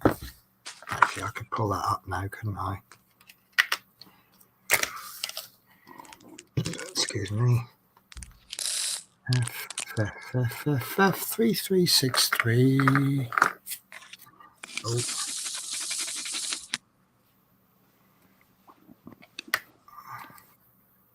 Tell you what, I've definitely discovered what is not my favorite position for diamond painting. I think this is a bit too low for me. Be better about there. Yeah, I'd have to reposition the camera. But so Alex, what are you doing with the Ecto 1? Are you far enough along to be able to pick up the extras, or are you a bit like me and you're just waiting for someone to come in and rescue the whole project? I think you were doing the Ecto 1, weren't you? Right, so I'll just stop the drilling for a minute there. So there you go, Smith's Beads, Teresa. What do you think? I'm all right with that. I mean, look, you can pretty much make out what it's meant to be. That one's a little bit, because that should be, well, it's not that readable on the actual picture, but that should read BV71HYL. That looks a little bit more like a Y, I think. And that looks a bit like 11, doesn't it? But I think that looks really good. When you consider the size, the quality of the image compared to the size, we've kind of squished things a bit, haven't we, to get it this size? But I'm happy with that. More than happy. So Smith Speeds, Teresa Smith says looking good. So guys, give me your honest opinion. Given that this is a 60 by 60 and it's come from a photo, what do you guys think? Would you be happy with that? I certainly am. Not trying to influence you guys at all, but I'm happy. And my opinion is that I'm the customer who's paying the money. So if I'm happy, that's all that really matters, isn't it? Yeah. I'd be happy if it was mine. Yeah. I mean, to the point that if Smith Speeds went, I'm not happy, and I go, well, I am happy, that's fine. But this is why Mike Spencer, when you give them a picture, I kind of was originally expecting it to come out, say, maybe a 50. But my instructions to Mike were make it as small as you can without losing too much detail. And he's pretty much, saying 60. If I had a 70 by 70, it would be better. And if I had an 80 by 80, it'd be better still. But obviously I found that compromise. But I'm happy, really, really happy. So as Teresa Smith says, as long, that's it. As long as you're happy. I'm happy with that. I mean, I haven't taken a picture of the coach for the number plate. I took a picture of the bus for the bus. 906. And these greens do, I mean, some of those greens are quite horrible, weren't they, on their own? But the blending of them has looked really good, I think. Again, we've got that same problem that because I'm looking at them really close, it looks better on camera than it does to me. But even from this close distance, I can see they look pretty good. A lot of people have looked at what my progress so far and they're going, oh, I've got the patience for that.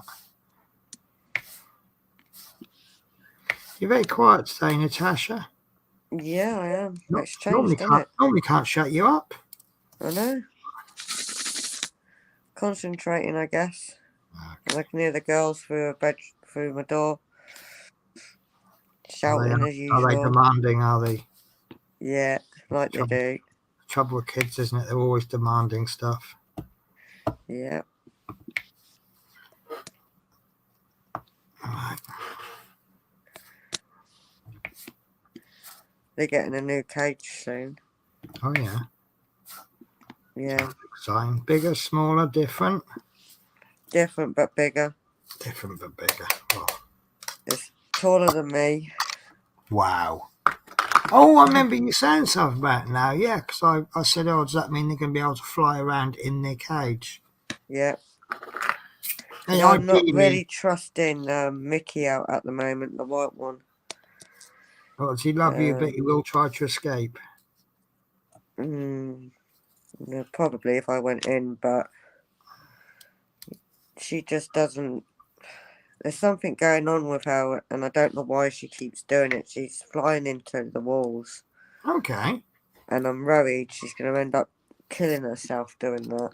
Yeah. Does she... And I think it's to do with her molting and losing her flight feathers. Okay. So she's running into walls to get rid of her flight feathers? It sounds like it to me. But because she's molting at the same time. I'm pretty worried about it. So Okay. this cage, whenever it comes, I suppose it'll be big enough for her not She can needing have to a little come bit out of the a cage. fly. Yeah. So I take it you let them out and fly around the room a bit. Yeah, but as soon as she did that yesterday twice, it's kind of like worried me what she's doing. So I've kept her in all today, and I haven't let Minnie out because if I let Minnie out, she's going to get jealous. So it's one of them. Yes, you can't let one out and not the other. No. Yeah. They've both been in all day today. Have you been on any I don't know, like Facebook groups or forums? Maybe someone else has a similar issue. Yeah, I'm in a Facebook group forum, and they've said it could be the molting season and losing their flight feathers, which is like their wings. So when you say about losing their flight feathers, do you mean that perhaps she's flying into the walls because she can't fly properly because her feathers are changing? Yeah, that's what I think she's doing. So whereas if she was in the wild, it probably wouldn't make a difference because she just wouldn't fly. No. You know, instead of flying that way, she's flying that way. So yeah. So Joshua says, "Hi guys, how's it going?" Hi Josh. And then Teresa says she's only done it once before, hasn't she, in the bedroom? Yeah, she's done it in the bedroom once. But it's obviously a worry, isn't it? Because if she flies into something a bit too fast, a bit too hard, well, she could knock herself out, couldn't she? That can actually kill her. So I haven't let her out today. I've been spending time with her. Right. So it's not like maybe you should have a cage so big that you can get in and you can run around with her. Well, it's as tall as me. It's taller than me. It's 5'6". Just make sure they don't get too smart. And then one day when you decide to let them out, they manage to somehow get you in the cage and then lock it. And then they're like, "We're free." I'll laugh. Yeah, I bet you probably would. Right, so there's a number plate, guys. Now, if you look at it from sort of this distance, that's actually a really nice green, isn't it? Yeah, I'm liking the greens. Now that's we worked out that 12 inches with the camera. See, the camera is about, well, actually the camera's a little bit more at the moment. So the camera is about 12 inches from the diamond painting, and that's about the equivalent of me standing 3 feet or 2 or 3 feet away. So that's what that will look like with me standing 2 feet. Because I am also 12 inches away, it doesn't look that good. It looks more like that to me, if we ever get a focus. Bloody thing. That's what it looks like to me, and it looks not that great, but it's because I'm so close. So for me to get sort of that effect, and I think because of the size of it, you want to be a little bit further, don't you? So, but can you see how? Let me bring it in closer again.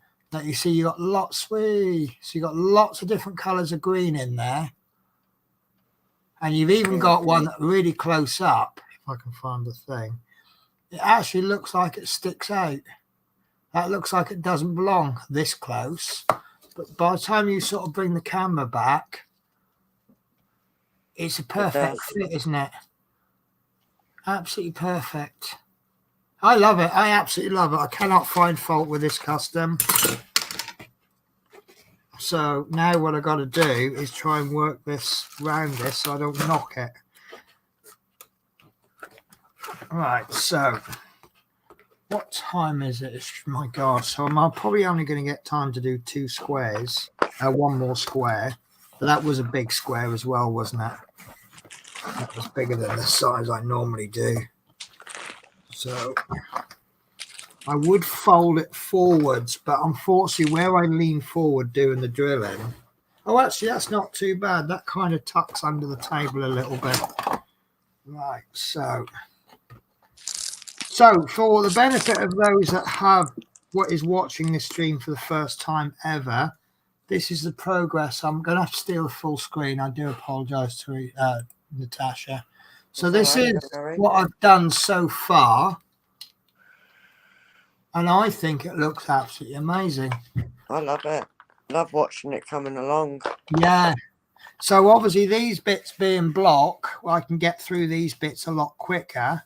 This bit being a bit more confetti, like there's lots. I mean, this bit here, sort of there, I think there's only about 4 or 5 colours in there, whereas there's about 457 colours, or thereabouts. That might be a slight exaggeration. There might be, but there's 41 colours in the whole design. I wouldn't be surprised if all 41 were in that bit. Right, so let's do this square next. We'll try and finish that London off, because at the moment it's going to Lundo via Chester and B. So and also I want to get rid of all these little bits of paper that I've cut up, so that I'm at the point where I'm just pulling them off as I need them. I kind of like that element. So as you can see, I've been cutting and recutting, and I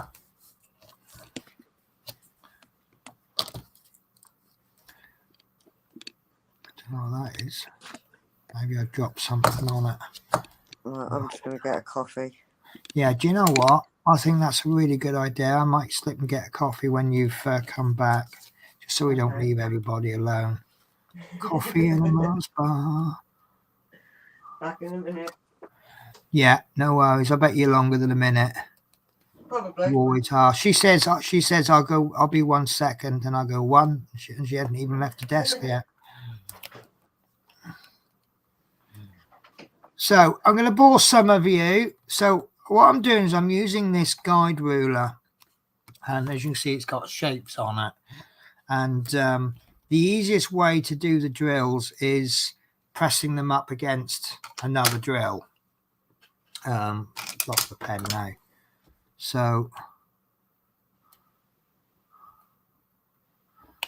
right. So for example, if you have, let's pick. I'll just pick this one because I've got a big tub of them. Right. So we've got an area here, and let's say this one goes there.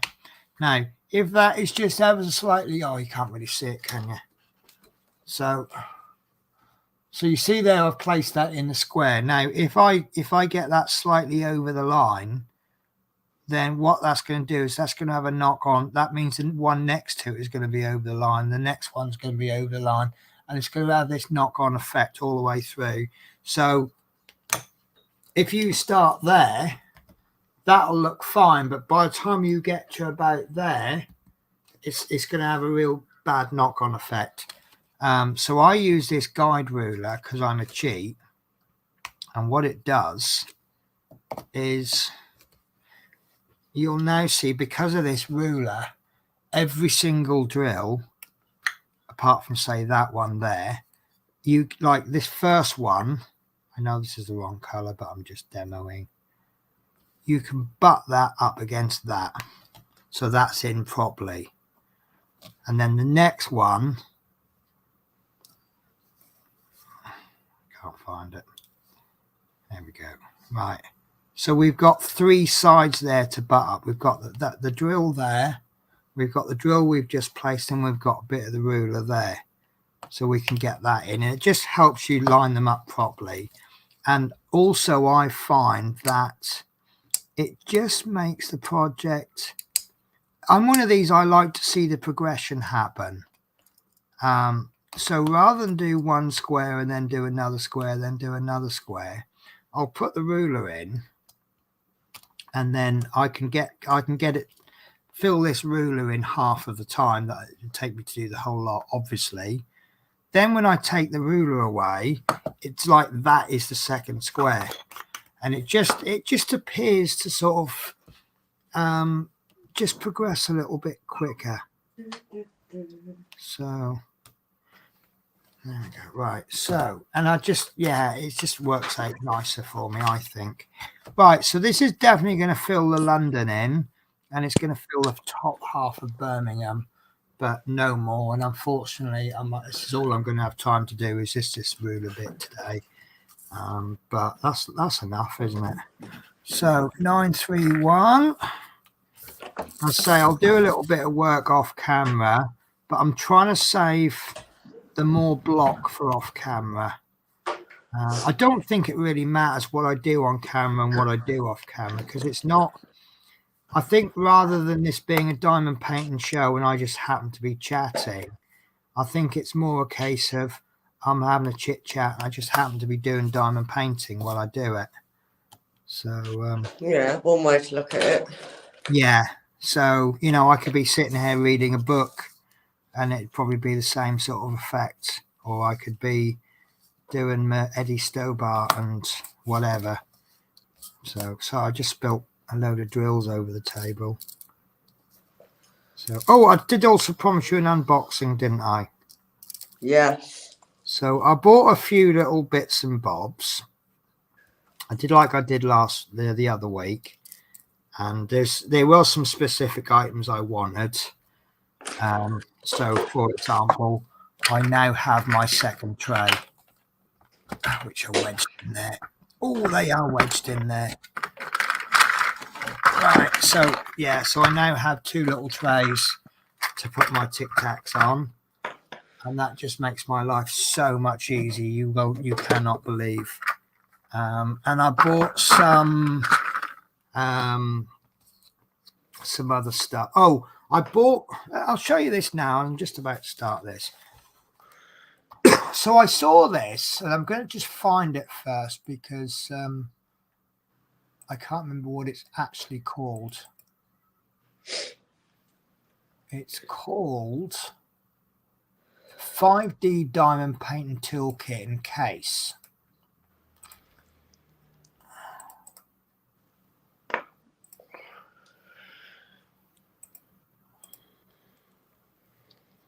It's gone. It's gone. They obviously don't sell it anymore.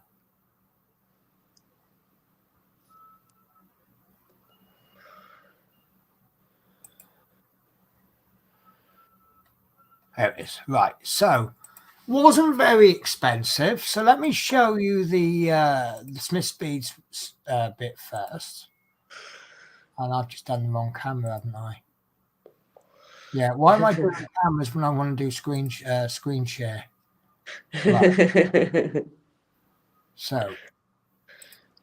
Right. So this is what I saw. It's £4.50, and it contains little bits of stuff that may or may not be useful. So you get one case, one triangle tray, which intrigued me. I've got to be honest with you. I've never seen a triangle tray before. And I can't see what, at the time, what it was for. You get 2 rolls of washi tape, 20 of those lovely right-on grip seal bags. You get a funnel tray, 4 bits of clay, 1 tube of repair glue, 2 easy grip sleeves, 1 multi-end pickup pen, and a set of tweezers. So, sorry, I'm going to cut you out of the camera, Natasha. Carry on. So, we got a little case, which is roughly 110, 120 millimeters by about 70. I've sprayed over that, so I don't. Oh, there you go. About 80 wide, which is about 3 inches by about 4.5 inches. There's only rough measurements. And inside you get to throw everything everywhere. So now, if I was a beginner, I think this would be absolutely fantastic. So bearing in mind, you've done a couple of diamond paintings. So you've already got a few bits of basic equipment. So you don't need the absolute basics. You've got an extra tray there. You've got a couple of nice bits of washi tape there, which will be quite handy maybe for doing around the borders. You've now got yourself a little grip. So I know some people find it difficult holding these pens for a long time. So they've come up with these ages ago, and they need to just make it a little bit more comfortable for each other. Yeah, I've always got mine on mine. Yeah. So you got yourself a spare pen.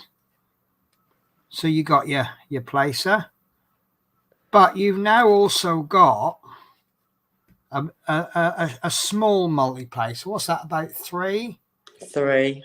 Now, I did say I was going to have a go at using a multi-placer, because the first time I used it, it was a bit of a disaster.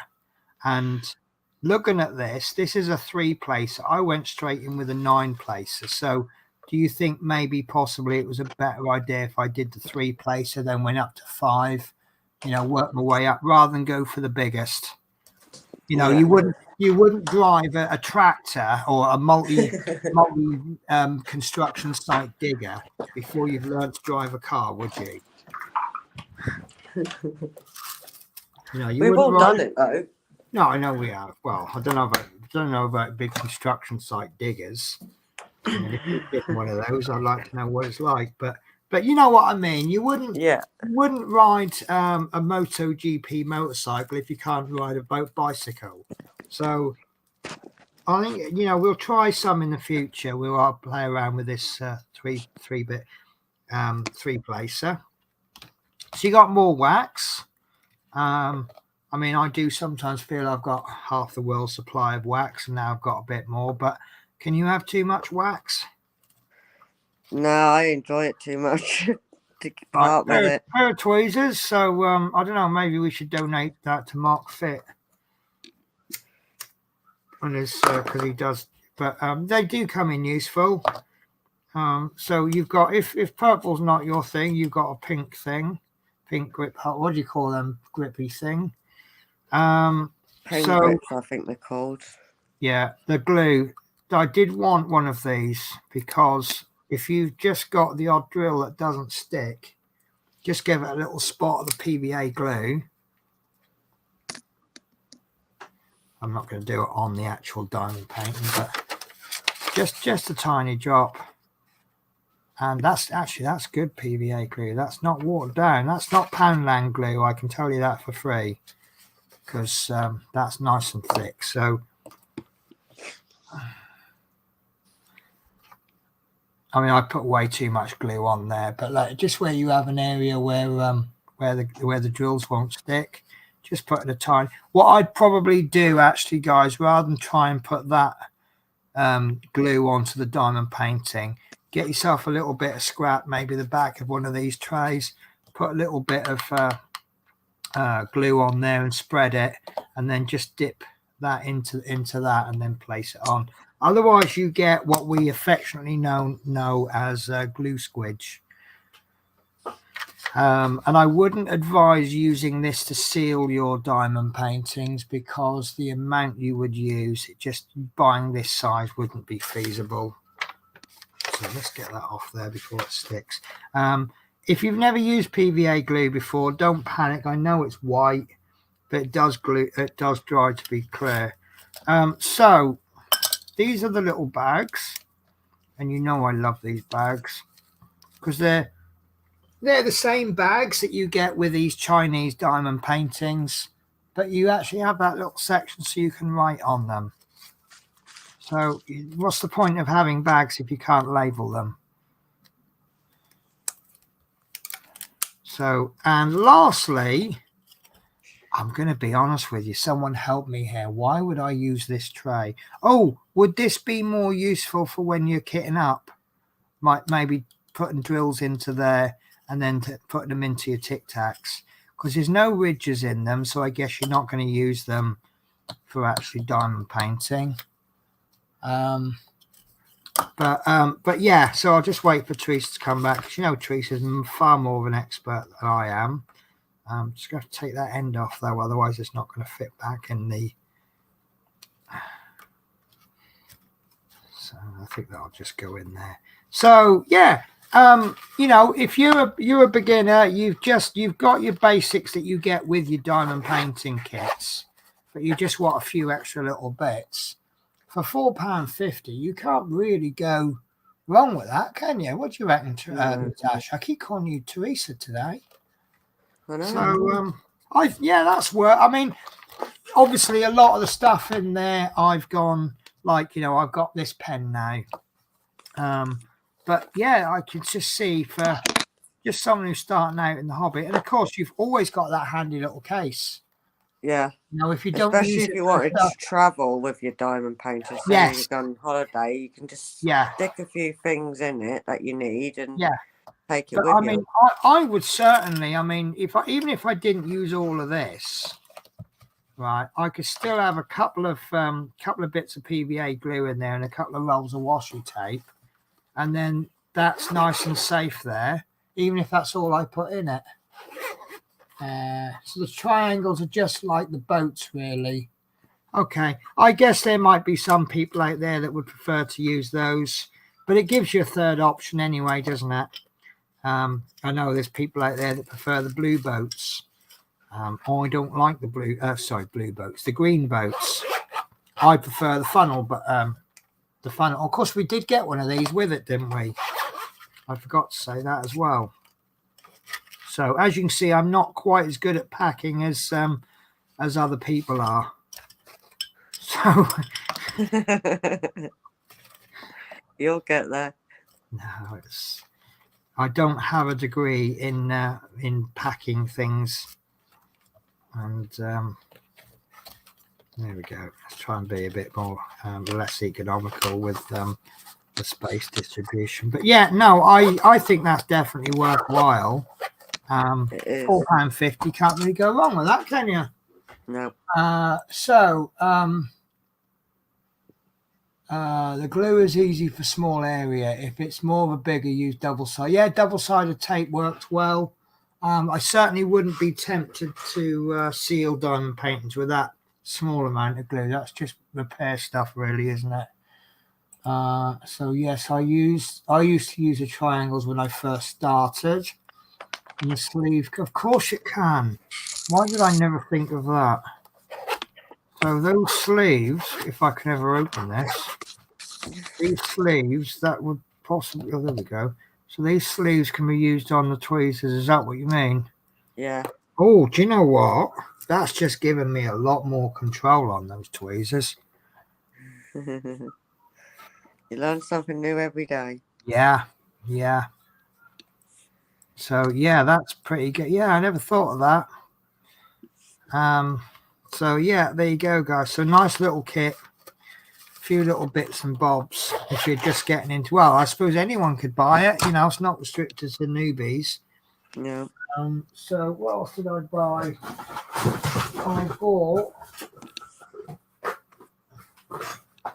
I've got a couple more of these little boxes, and these boxes are always useful.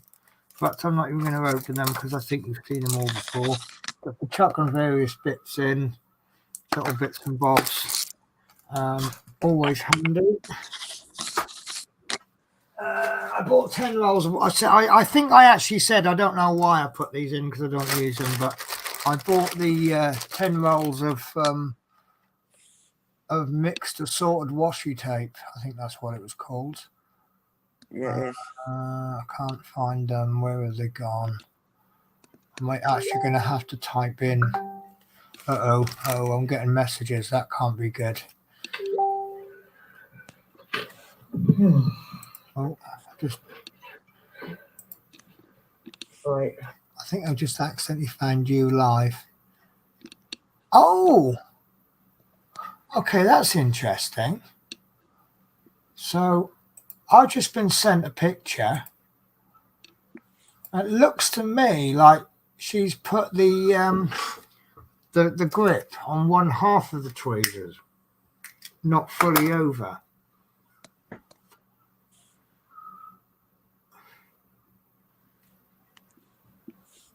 Now it's not the clearest picture, but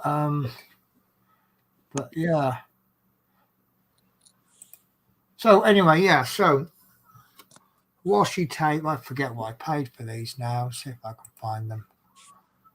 I'm crap at finding these,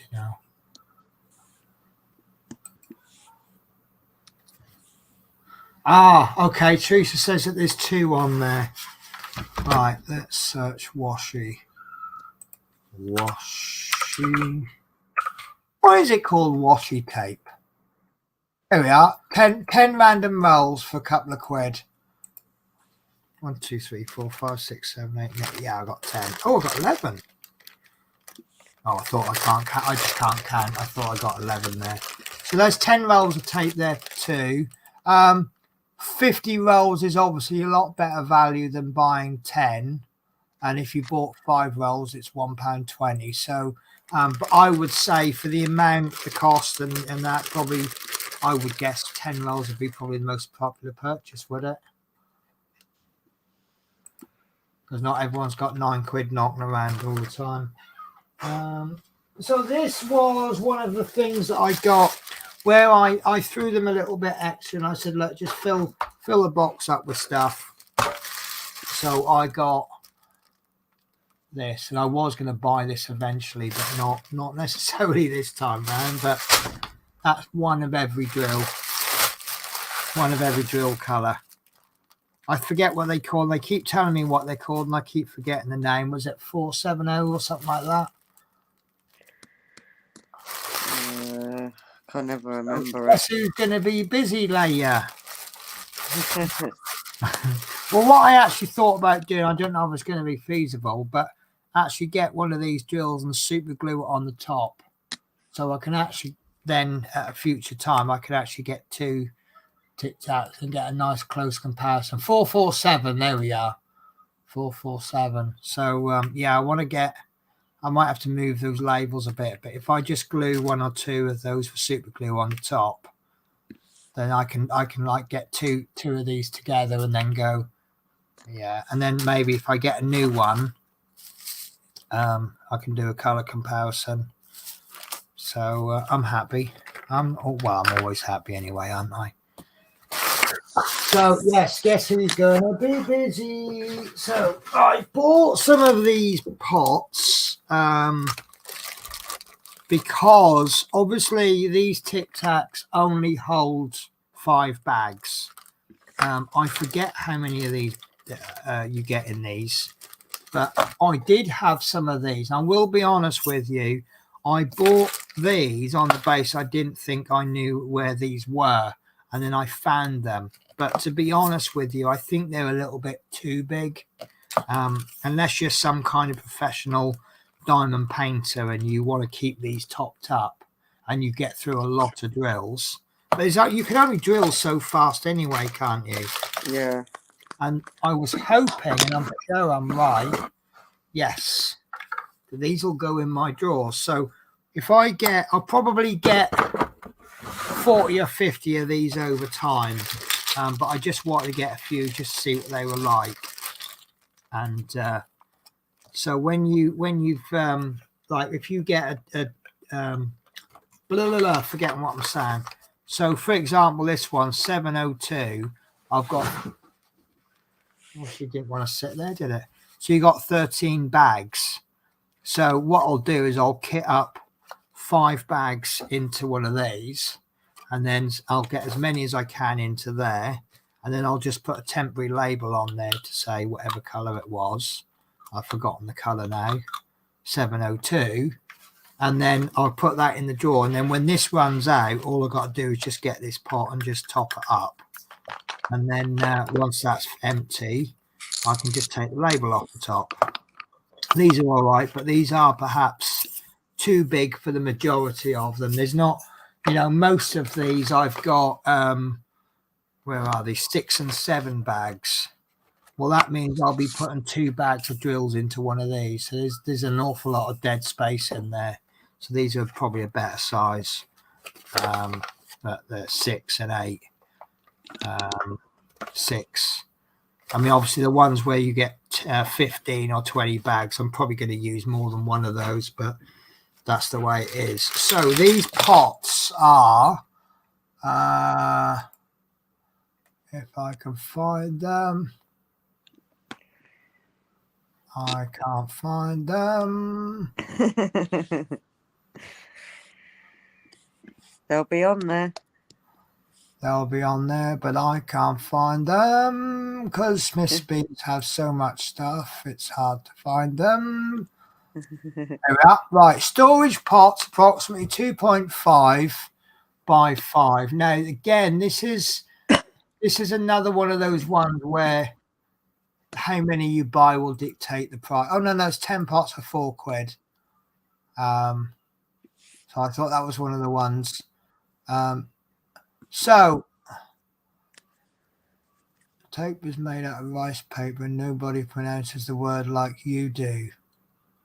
Okay, so if I pronounce the tape washi tape, no, I'm sure that's how they pronounce it. How the Americans pronounce it, isn't it? I call it washi tape.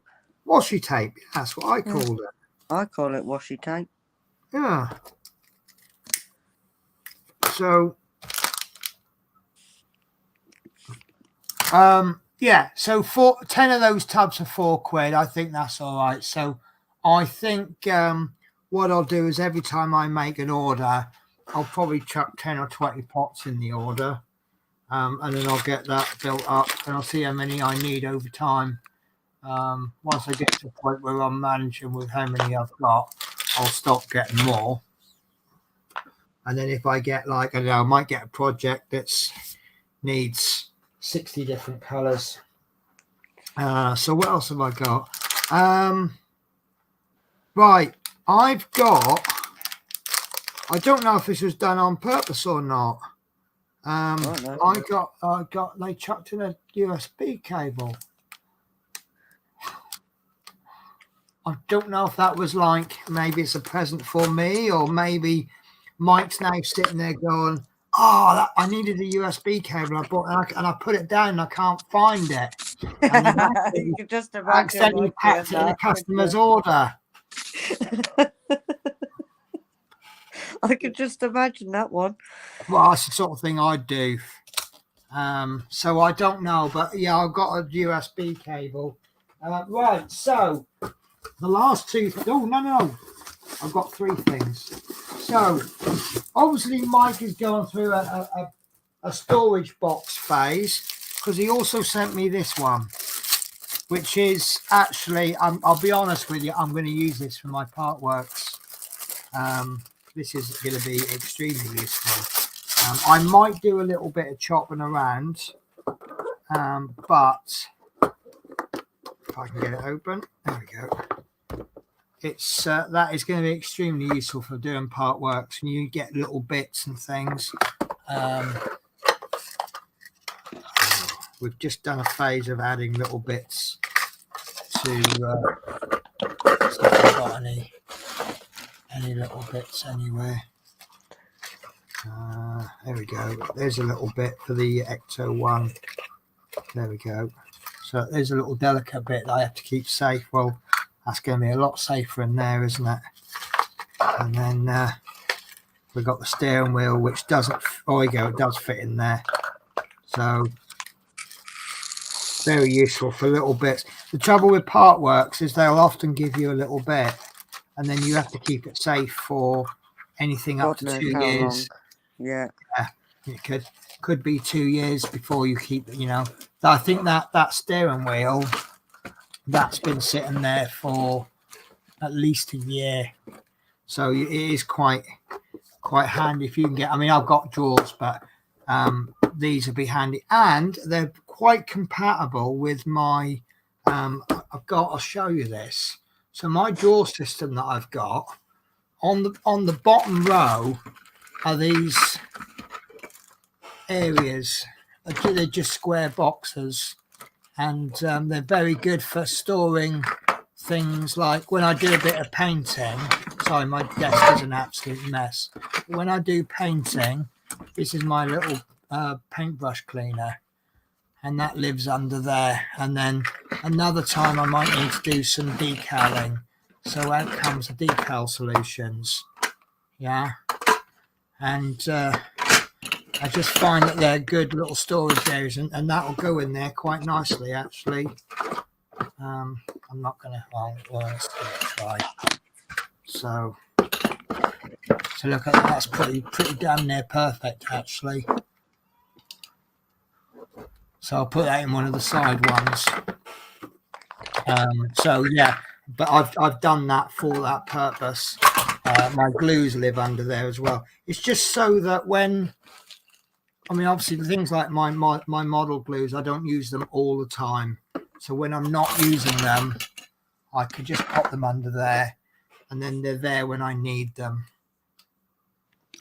So yeah, always handy using boxes. So the last two things, one I ordered, one I didn't. Sorry, one I specifically ordered, and the other one I've seen one of these before, and I might actually do it on stream if I run out of stuff to do waiting for my custom. This is one of those etch arts, and I've not done this in years. I do still have the last one. So what you get with these is you get a piece of card which is black. There we go, coloured. I'm going to open it up. And these are a nice little change. These are like little projects. I don't know if you're watching the EastEnders Omnibus and your fingers need to do something while you're watching it, but you don't want to get your diamond painting out because you're taking a little break because you've just spent the last 3 weeks constantly doing it. So you get these. And what you do is you scrape these colours, you scrape away. You don't get the coloured ones, but these ones. Now, am I right in thinking that there is multicoloured colours under there? So as you scrape these away, you get the colours. Maybe I should read the instructions. You got some blank ones as well, and you've got some templates there, so you can draw, put your own designs on if you're that way inclined. Yep. Which I will confess I'm not. And look, here's the instruction booklet. So there should be, here we are, a little scraper tool with it. So that's a little fun thing you can do. There we go. Look. So yeah. So as you scrape away, it reveals colours underneath. So you end up with, you start off with this black, and then you end up with this colourful whatever you're doing. Top tip, try alternating different shapes and lines in your border to add some variety. So yeah, that could be fun. I'll be honest with you, I'm not that artistic, so I'll probably just do these black, these line drawing-y ones. But yeah, they are multicoloured on some, and also single colour as well. So right now comes, you know, I've got no A level in packing stuff, so we'll have a laugh and we'll try and get this back in the box.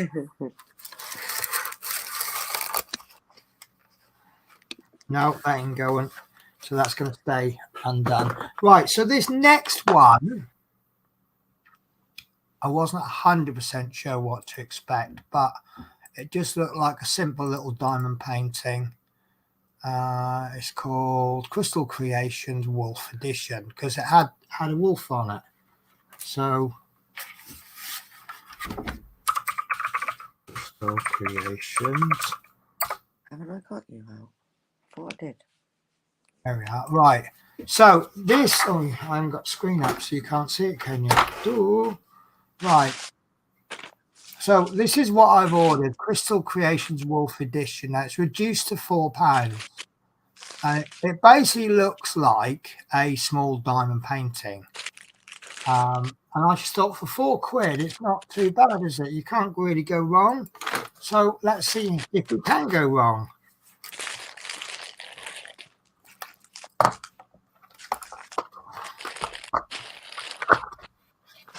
Right.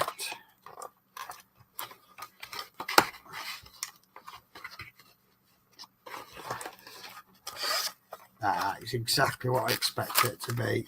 So it's a nice little simple diamond painting, nothing too complex. Probably a good one to start. Oh, look, it's got, oh, look, that's better than I expected. So, yeah, just a nice simple diamond painting, quite well detailed for the size of it, I think. It's a partial, and it's got some interesting coloured diamonds on it. I don't know if you can see those. Yeah. So in fact, it's all different crystal-y ones. That's probably why it's called Crystal Creations. That'd be a bit of a giveaway there, wouldn't it? Crystal Creations. Oh, look, surprise, it comes with crystals and it comes with a different size. So this is kind of like, remember we did the, oh, look at those. They're really nice. Do you remember those gift tags we did? We had all different shapes and sizes and colours of gems. They're more gems than they are drills, aren't they?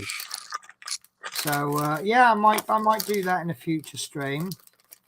I'll probably get that done in one stream though. Might take me two, but and then you get obviously your little. Oh look, you get a green boat trying to be a white boat.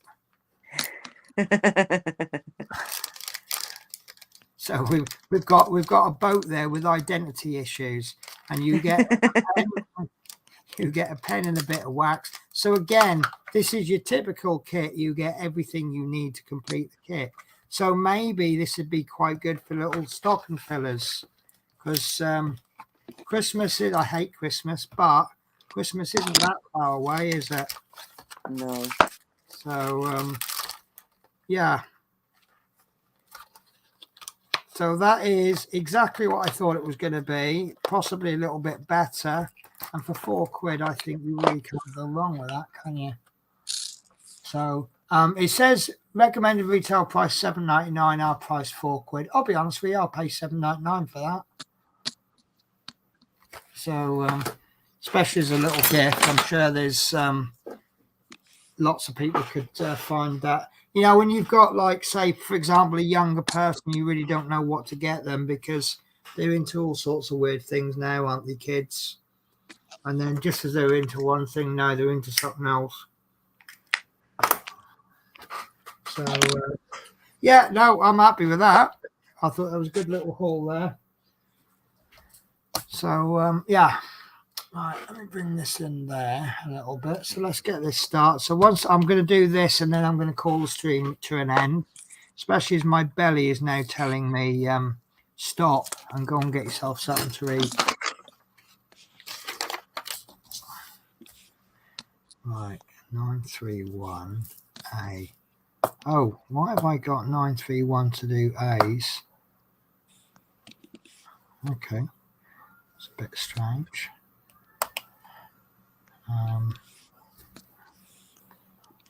Okay, that's very strange.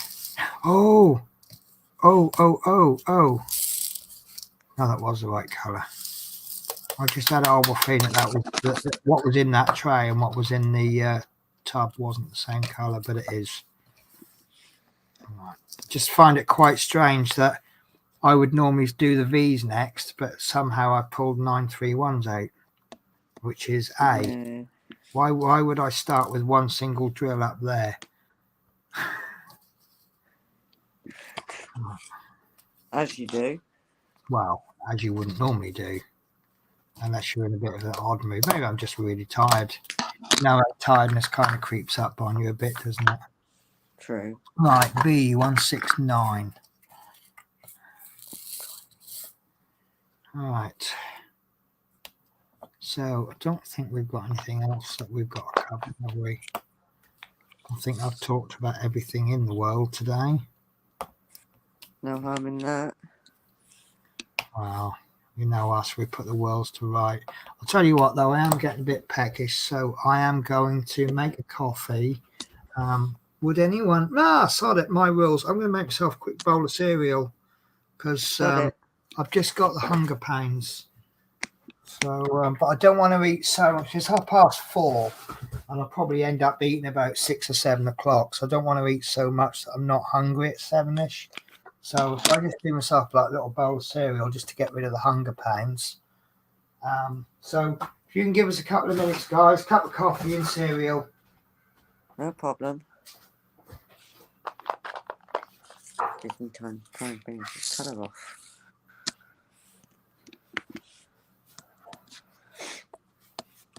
Mike.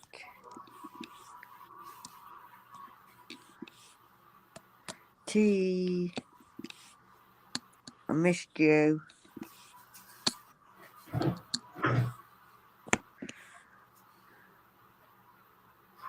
Oh. Nearly finished this here. Literally nearly finished this here. Oh, I hate finding that colour.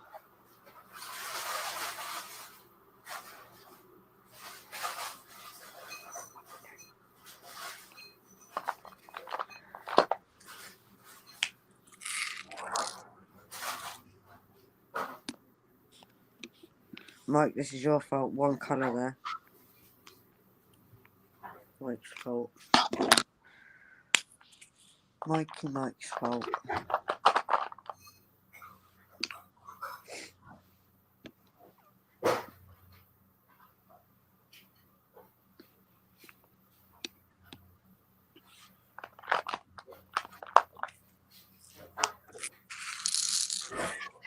Yeah, mini moon. Tweet, tweet.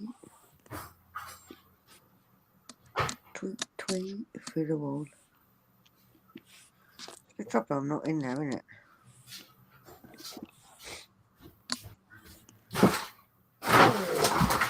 Oops, nearly spilled my coffee everywhere, tripping over. That's not good.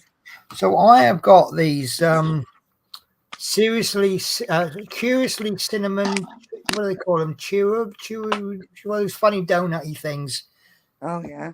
Yeah, but they're not. They're really, trouble is, they're so hard and crispy, I have to leave them in the milk for about 10-15 minutes to soften up. It's way too hard for me. I've got Ovaltine. I'm going to go out and buy a load of Rice Krispies tomorrow. I go through these phases with cereals, and I try to have cereals where I don't need to add much sugar. Or if I add sugar, I can add something alternative. Like one of my favorites is Shreddies with sliced banana on the top.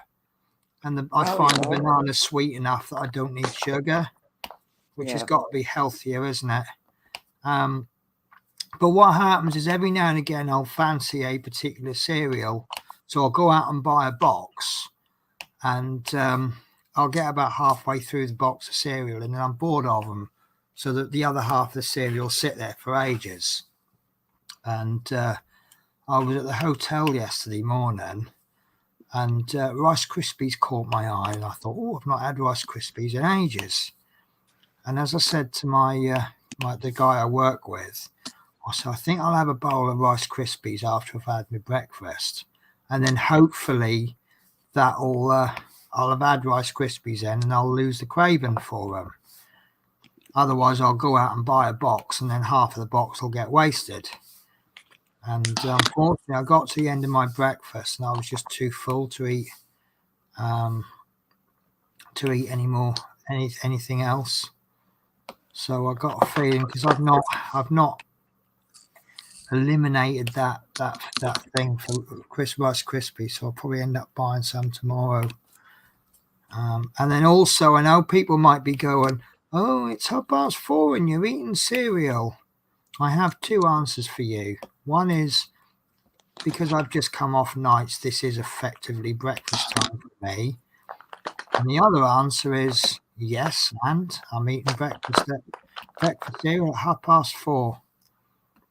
I'm one of these, apparently these people are annoying, but I will quite happily eat cornflakes at midnight. Yeah, I can do that actually. Yeah. It's I eat breakfast. I don't eat breakfast in the morning, so I'll do it at night. Well, I try to eat something in the morning, even if it's a little bit of milk and some fruit mixed into the blender. Again, this is why I bought the meal replacement shakes. So even if I don't have breakfast, I can just make up a milkshake. Yeah. Because it's terribly bad to not have anything in your stomach when you wake up. But my body is now going to go through a confusing state, because I've been eating breakfast at the end of my day, which is in the morning, and then not eating anything in the evening for a couple of hours, because we don't have anything to eat at the hotel in the evening. Well, No. you can buy a meal, but it's like 15 quid for a plate full of food. And I'm like, no, I think I'll wait a couple of hours till we get to Sainsbury's and I'll have their £3.50 sandwich meal deal. or if I'm really, it just depends what I'm into, really. I have had a couple of times when I've just gone, oh, I fancy a kebab.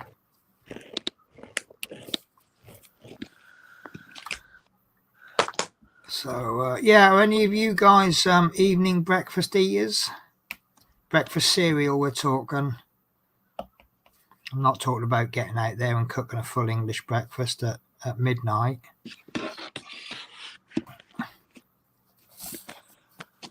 I normally eat my breakfast at supper before bed. I do it back to front, mate. Yeah, my bad habit really is I get up in the mornings or whenever I get up, and then I don't eat breakfast for about 4 or 5 hours, and then all of a sudden I'm hungry, just exactly like I've done today. And I get sort of, how long have I been up? Oh yeah, I've been up 3 hours, and then this will be the first thing I've eaten since I've woken up, which is terribly bad for you, but that's the way I roll. I'm just going to turn the light on. Might be able to see it better. The top part is now completed on the wolf. Nice.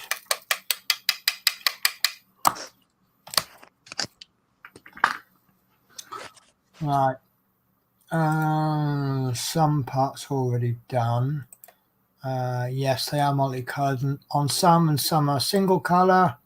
Do you know we did ours, Tash? Right, Mark Fitz is right. I'm going to have to shoot. I was going to get dressed and go shopping. Right, so if you're still here, take care, Mark. Hi, Mark. If you're still here, sorry I missed you. This is a woman after my own heart. Didn't know there was a rule that you could only eat breakfast every morning. Well, here's my way of seeing it, right? If you call that breakfast cereal, then it can only be eaten at breakfast time. If you just change the name slightly and call it cereal, there's no rules on when you can eat it. Yep. That works for me.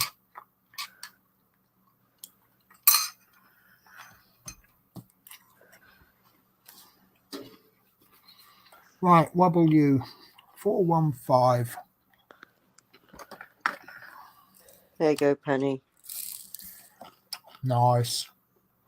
It looks like a Teenage Mutant Ninja Wolf with a little bandana across its eyes.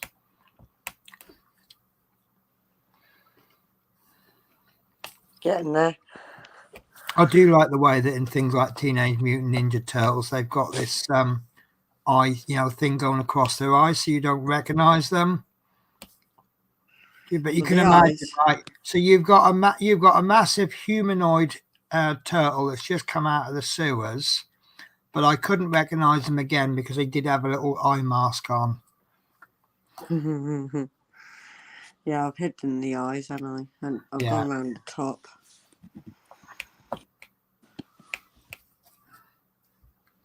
So yes, they were green skinned with turtles on their back. But would you be able to recognize? I'm sorry, no, because they had their eyes covered.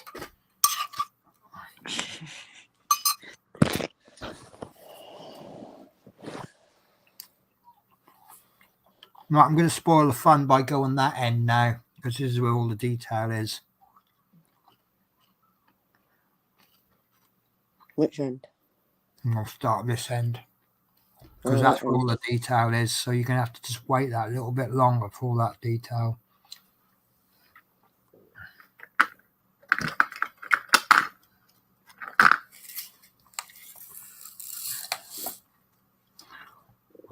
Three, 6.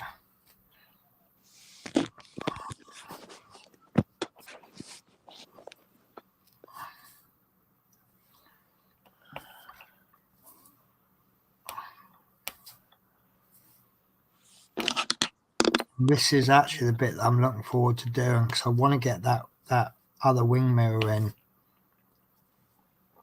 When I did this, I'm like, I wasn't excited about the wing mirror, but with this other wing mirror, excuse the cereal, but you see that wing mirror there, it's come out so well that I now can't wait for the second wing mirror, which is over there somewhere.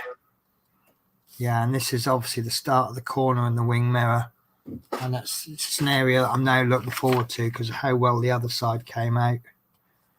But I think I'm going to be saying this about every part. I'm like, oh, now I've got the windscreen in. I can't wait to finish it. And I can't wait to get the wheel in. And do you know what? This might actually be the first time ever that I'm doing a vehicle and I'm getting excited about the wheels. Well, now my part works. I do find the wheels quite boring. Because it's like screw a couple of bits together, stick a tyre on, it's done. And they usually What's wrong with being excited over a picture, though? Well, I keep bashing my arm. Well, we don't want to do that. This is why you advise not to do any diamond painting, so you don't do any damage to your arm. No, it's not. But will you listen? No, you won't. Nope, never gonna listen. It's the opposite. You'll be in your coffin one day and you'll go, oh, if only I'd listened. I'll be in my coffin and then jump out on everyone. Yeah. I'll tell you what, when I finally go, I've got a big long list of people that I'm going to haunt. All right. I think I'm going to hide in someone's sugar caddy. And then when they go to make a cup of coffee in the morning, I'll go, surprise! Seriously, I'm coming back to haunt people. Trip them Yeah. over and everything, mate. Yeah, definitely. I've got to have fun in that. Yeah. That's what I'm going to do anyway. Oh, that sounds like that could be my lodger coming home. No, it's a bit early for him, actually. I can hear the outer door downstairs slamming. Some people close the door, some people just let it go, and some people actually slam it. Mind you, I'm as guilty as anyone else, because when I come walking in with my arms full, I just let the door go.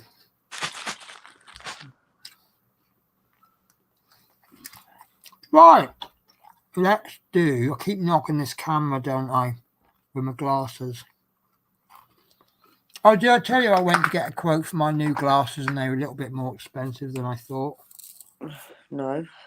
Well, what I've been doing, I'm saving up money every week for my actual savings, not my Christmas fund, but actual savings. And I'm going to buy glasses out of it once I've got enough. And it's not bad because I'm in this health plan thing where I can claim the cost back from the glasses. So I'll use my savings to buy the glasses with. And I've saved up I'm pretty sure they were around about 350, 400 quid. So I got like 400 quid saved up. So I went to get these glasses. And by the time we've quoted for like sunglasses and reactor lights and special driving lenses to make things a little bit better when you drive, 570 quid. Bloody hell. Which, for two pairs of really good glasses, isn't bad. But it just means that I'm two weeks away from being able to buy them. And then I said that they take about 2 weeks to make. So I'm about a month away from getting my good glasses. I'm not in a desperate rush because when I had my eyes tested last, the optician said that my lenses have changed, but not so much that I need new glasses. Right. So, yeah. I mean, last glasses are about 2.5 years old. But I think what doesn't help with the cost is one of my lenses, I think it's my left eye, the lens, it's a little bit thick. So ideally it needs to be thinned, otherwise it just puts a bit too much pressure on the frame. Especially as I like a bigger lens. I don't like to be able to see, when you put glasses on, you can see outside the edges, can't you? And you get that blurry, obviously, where there's no lens. I like that to be minimized a bit. So obviously that means I have more lens, which means even more weight on the frame. which means you can damage your frame, so your glasses won't last 2 years. So it's, for sake of an extra 60, 70 quid, it's worth having, because it's going to save me having to spend 500 quid on glasses in a year's time rather than 2 years' time.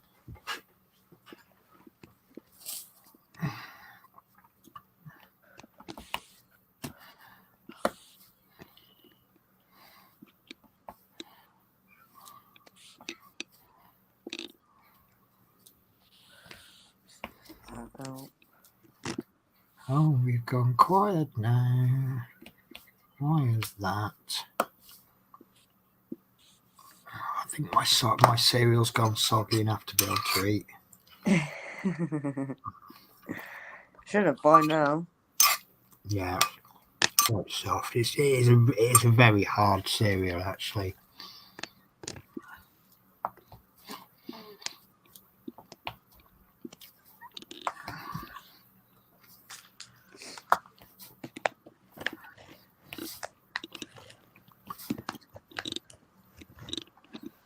Oh, I should laugh. I was doing pancakes. I had 4 pancakes yesterday because I didn't have bacon and sausage. And so I'm waiting for these pancakes. And this guy's standing behind me. And he's just sitting there watching. I said, are you watching me or are you waiting? He goes, well, I'm waiting. I said, oh. I said, don't sit and wait. I said, so I pressed the button, because each time you press that button, it adds 2 more pancakes to the queue. I said, there's no point waiting for me to finish my pancakes and then start yours in the queue. I said, get him in the queue now. He went, oh, okay then. Oh, okay, fair enough then. And he was a bit, because what I do is I get my pancakes, then while I'm waiting for my pancakes, I'm off getting other things. So I'll start off with an empty plate, hit the pancake button, and then disappear. And everyone panics. And they're like, whoa, what about what we can do if your pancakes come out? I said, well, they took 2 minutes last time. They took 2 minutes of time before that. And the first time I ever did them, they took 2 minutes. So there's probably a fair guess I've got 2 minutes until they cook. So I can get sausage, bacon and mushrooms in about a minute. So I can get back on time, can't I?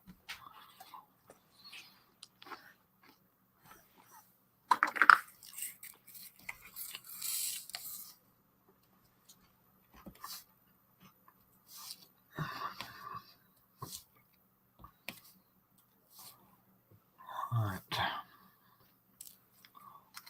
So what's everyone up to this weekend? Me? Nothing. Nothing.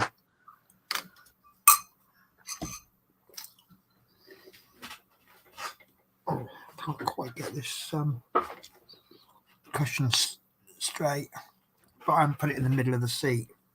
Yeah, I've been sitting on this cushion for a while. It's actually quite nice. Is it helping you not getting a numb bum? Well, it won't do in this chair because this seat's all right anyway. But what it has done, it's just a little bit smaller than my bum, which means the sore areas. No, it's actually about the same size, but the areas that are sore on my bum are actually not in contact with anything. So, but I think it's just a case of, yeah, that's better. I just moved the seat. Oh, yeah, that's a lot more comfy. I suppose it's getting used to it as well, isn't yeah. it? See, my colleague, he's got one that's so big, it's actually bigger than the seat. So you will sit in the middle of the cushion whether you like it or not. Whereas this is a little bit smaller, but it's a bit more compact. I thought it was a zip-up one, but it'll be all right because it's got a little clip on it. 966. So, bit of a tip for you. These little trays I've got. Hang on, let me finish this and then I'll show you. 966. What I've found. Oh, excuse me, I'm burped. This is what happens when you have cereal. Oh, sorry. This is why I make the disclaimer at the beginning of the stream. If you don't like me burping after eating cereal, well, I ain't going to do anything about it. Right, so I've got these 4 trays with my drills on. Now, what I've done is, you'll notice I haven't put all the numbers all the way up to the end. Yeah. The reason for that is if you look at the actual thing, there's a little gap every now and again, roughly 10. So what I've done is those ones are in the first pot. This one is in the second. And this one is in the third. And you'll see that at the bottom pot, why have I got so many? 1, 2, 3, 4. Oh, it is 12. So it actually helps me finding that little bit quicker because I know which pot to look at. So if I got a D, I know that's in the third batch. And it does actually help me find these pots just that little bit quicker.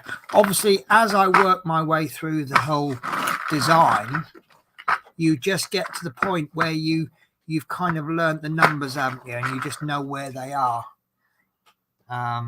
So 905 is always there, provided you put it back properly. True. But I do Mine find have that. just gone all over the place now where I have to take ages to hunt for them. Yeah, you need some of these, Natasha. Right, so Teresa says it's what you fancy at the time you're hungry. Love Minnie says, I can eat anything for breakfast. Yeah, when you work night shifts, you do. I find when I work night shifts, the easiest way to deal with things is just switch the AM and the PM in your head. Because people often say, like at 4 a.m, people are like, oh, how can you drive at this time? I said, well, in my head, it's 4 p.m., not 4 a.m. Call you rebel, Teresa. I've eaten cereal at 11 o'clock before. Whoa.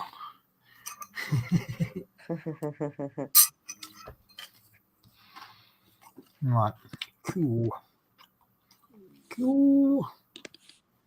Cool 648. I do need to get a little prop behind that though. I don't know if you can see what I mean now.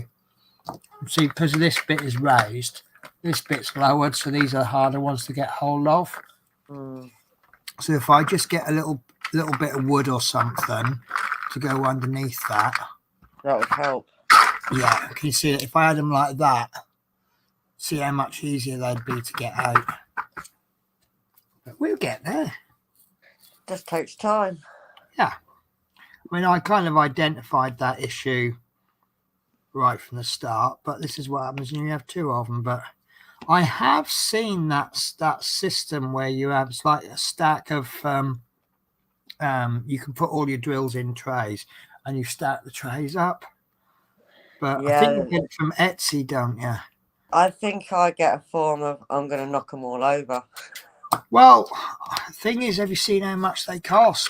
If you get 1 row of them, absolutely fine. But if you really go to town on it, I've got 41 colours.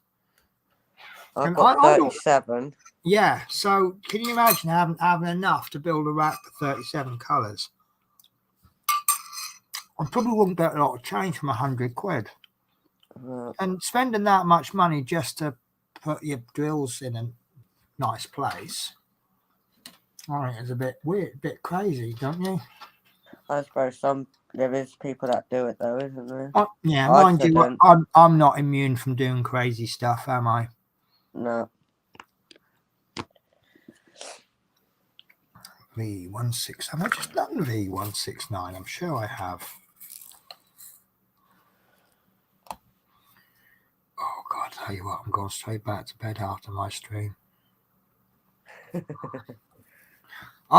This last couple of days, I seem to be suffering from the more I sleep, the more sleep I need. Yeah, that's what I get in like sometimes. Oh, it's really weird. No, I had plenty of sleep before my shift, and I was actually struggling. I was really hitting the, I take guarana tablets now because apparently they're better for you than caffeine.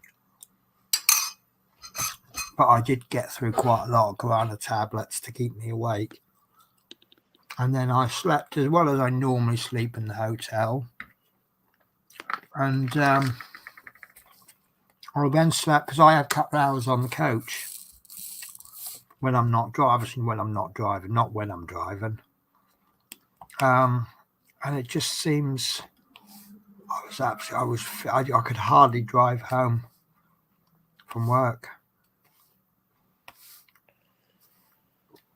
I was just so tired. And now I've got to switch my body clock round and do it all over again, but for days. For the next 6 weeks. How long you got to do it for?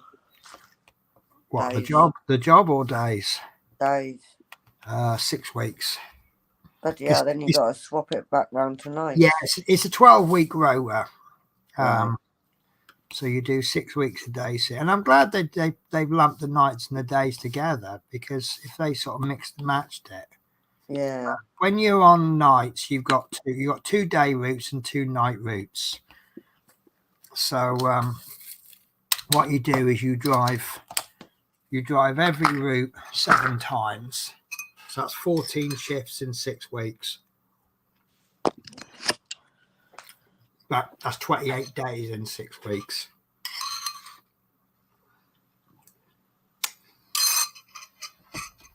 So it's all good. Right.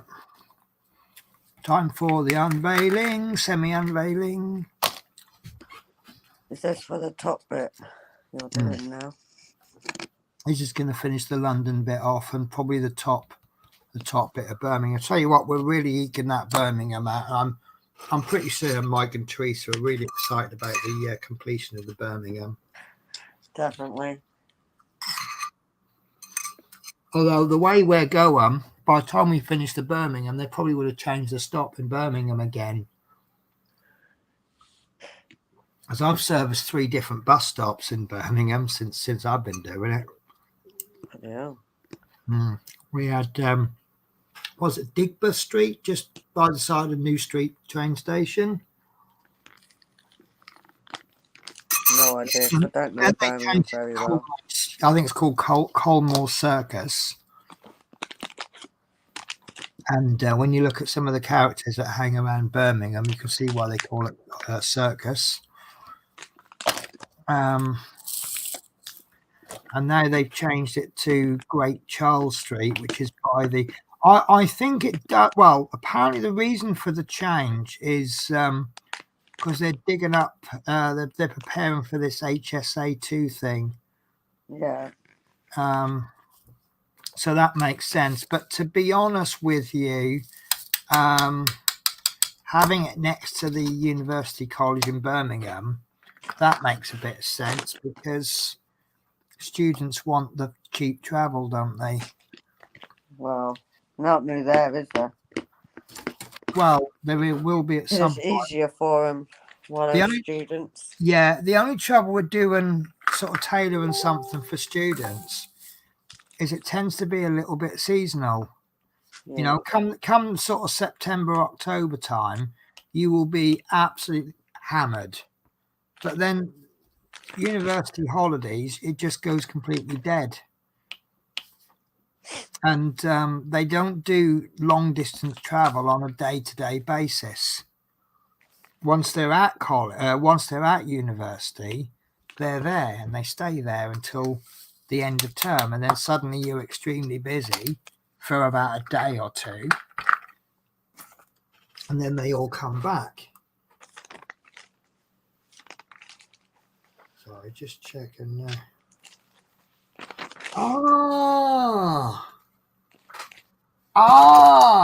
Mike, you're absolutely amazing. Right, except for... Right, so I appreciate your sentiment. I'm not going to be able to use. So I said about this this USB cable. Yeah. So the end is magnetic. I've looked at these, and they're intriguing. So what you do is you plug this end into your device, right? And now you don't need to plug it in. You just need to connect the magnet. Now, Mike thought it'd be handy for my light pad. Now, it would be handy for my light pad, except that my light pad is permanently wired in. It's not wired in like that. And this isn't compatible with my phone, but I've got some things I can use this for. So that is appreciated. But if I can get hold of one of these with a C-type charger, or if I can get a C-type charger end, do you reckon that must be possible, wasn't it? So yeah, you'll have to send me a little secret message on where you got it from. I can make a guess.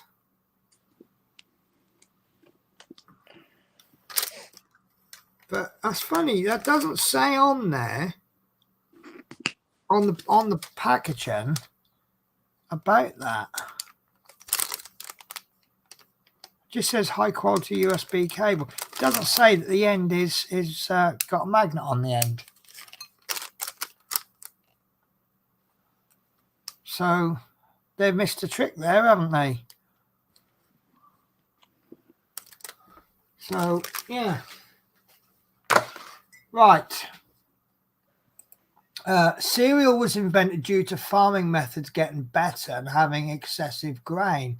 I actually thought it was invented by Mr. Kellogg. This is how Kellogg's cornflakes was invented, for definite. So the cornflake was invented as a method of controlling men playing with themselves, or something like that.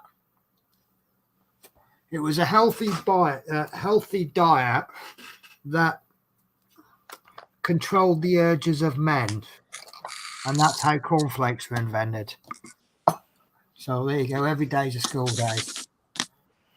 As a part of the marketing campaign, the slogan of breakfast is the most important showed up in print, so it's not a medical fact. I wondered that. I mean, I've been told that your metabolism in the morning will not increase until your body has like food in it, which is why it is one of the most important meals of the day, or unless that's just twisted facts. But obviously, naturally, your body, when it's not receiving food, it goes into what I call starvation mode. It stores everything. And then once you're eating, your body's sort of saying, oh, it's okay to use this stored energy because we've got more energy coming in. But if you're not actually eating, it kind of packs in, stores fat and stuff like that, so that, you know, your body's thinking, oh, we've not got any nutrients coming in, we're going to have to live on our reserves. How much of that is true, I don't know. How much of that I've got wrong, I don't know. So I'm quite happy for you guys to correct me if you know better. Because you know us, everybody knows a little bit. Nobody knows everything, but we just about get there between us. But I think Love Minis is a little bit like me. She doesn't know anything extremely useful, but she's handy to have around in the pub quiz. She'll pick up a few points for you. I don't know enough. I don't know enough information to do quantum physics and stuff, but every now and again, that stupid question will come up on the pub quiz, and I'm like, I know the answer.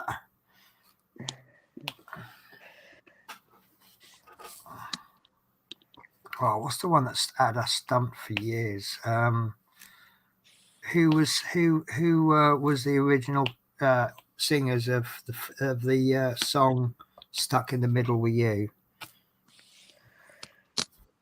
Now, this question came up on a pub quiz when the internet wasn't half as good as it is now, and I actually received a phone call from a friend at about 4 a.m. Because we've both been trying to find out the answer. It's really wrecking us. And I answered this about 4 a.m. I'm like, hello? And his voice at the other end went, Steelers wheel! I'm like, what? Stealers wheel stuck in the middle with you. And I'm like, okay, lovely. Thank you very much.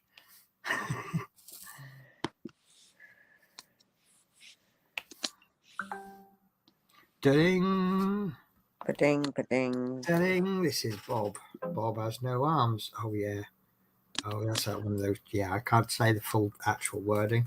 So, yeah, there's a little picture of Bob. It says, this is Bob. Bob has no arms. Knock, knock.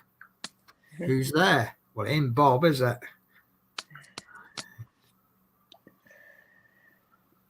Come on, I thought that was hilarious. Man with no arms. Yeah. There's a knock at the door. Who's there? It ain't Bob. It's not Bob. Yeah.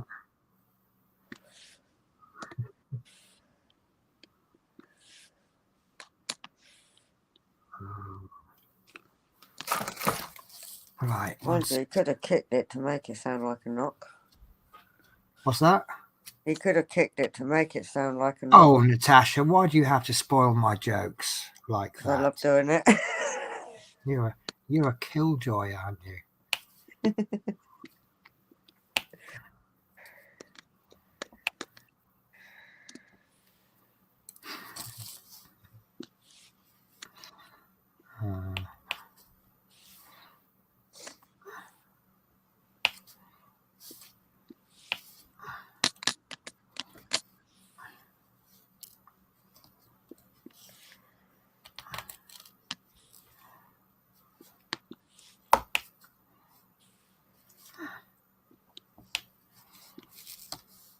So, actually, I've got a question, right? So, does anybody know rules on half masts of flags? So, the route that we take into London, I think it's a hotel or something, but this is one road, and it's absolutely lined with this building with flag posts that come out 45 degrees from the building. And they've got all the Union Jacks flying, and that's normal every day. You know, it's been like that for months. And I always joke and say, "Oh, I see Rangers are in town," because Rangers fly the Union Jack as a, what's the word I'm looking for? It's not. They don't fly it as a Union Jack. They fly it as an anti-Irish flag. I want to say Semitic, but it's not Semitic. Sectarian. That's it. It's actually done in a naughty way. So when you live in Scotland, you kind of start to have a bit of a grimmer view of the Union Jack. I know it just means it's just the Union Jack in England. And I know that these hotels are flying the Union Jack because they're English hotels. Anyway, so I'd said to my colleague, I said, I guess all those flags will be done at half mast, will they? And he went, yeah, I guess so. So as we come in, they hadn't put them at half mast. They'd actually removed them, every single one. So I said, what's going on there then? I said, or maybe if you have your flagpole at 90 degrees sticking out of the building, maybe there is no such thing as half mast. So he says, yeah, that could be the case. So obviously, if you've got a flagpole sticking out of the ground, you know, half mast is halfway up the pole, isn't it? But if it sticks out like that, at what point is it half mast?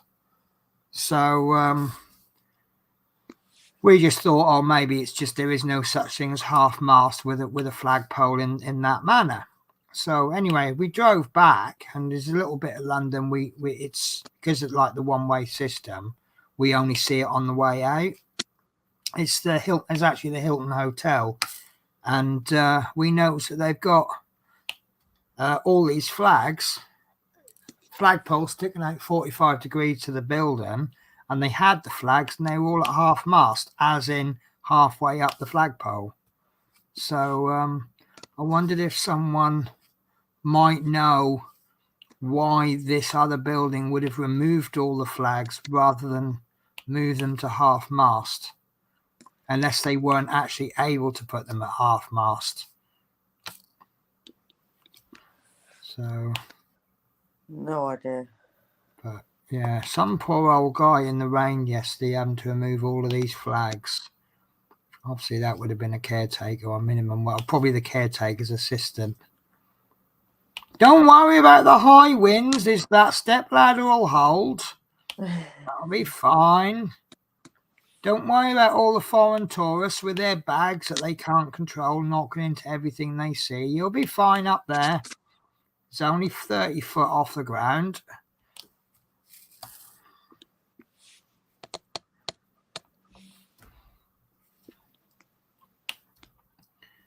I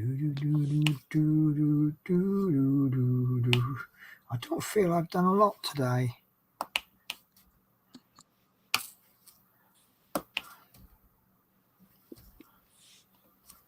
You don't feel like you've done a lot. No, Well, I you're don't. missing out the license plate.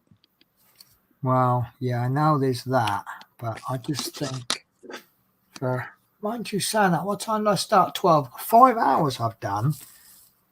I don't know. I just don't. Yeah, you get days like that, though, don't you?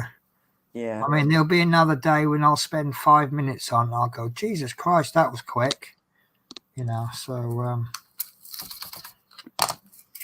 maybe it's just the way it is.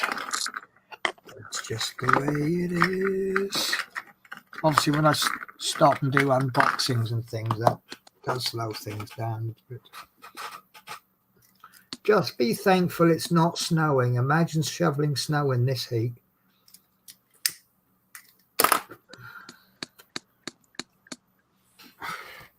No laughter? Nope. No. I heard that one before. Okay. Was it funny then as well? Funny then. Then I got used to hearing it. Okay.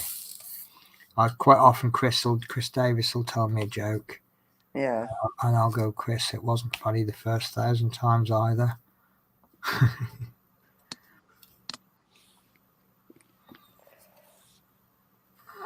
suppose the more you hear them, the more you just get used to them, don't you? Yeah. Especially when you're kids always finding these little jokes. Yeah. You end up hearing it so much you don't find it funny. Well, it's it. The kids' jokes, they tend to go round in phases, don't they? Yeah. Your kids are telling you the same jokes that you were telling your mum when you were at that school. Yep. Mummy, what do you get if you cross a kangaroo with a sheep? A woolly jumper.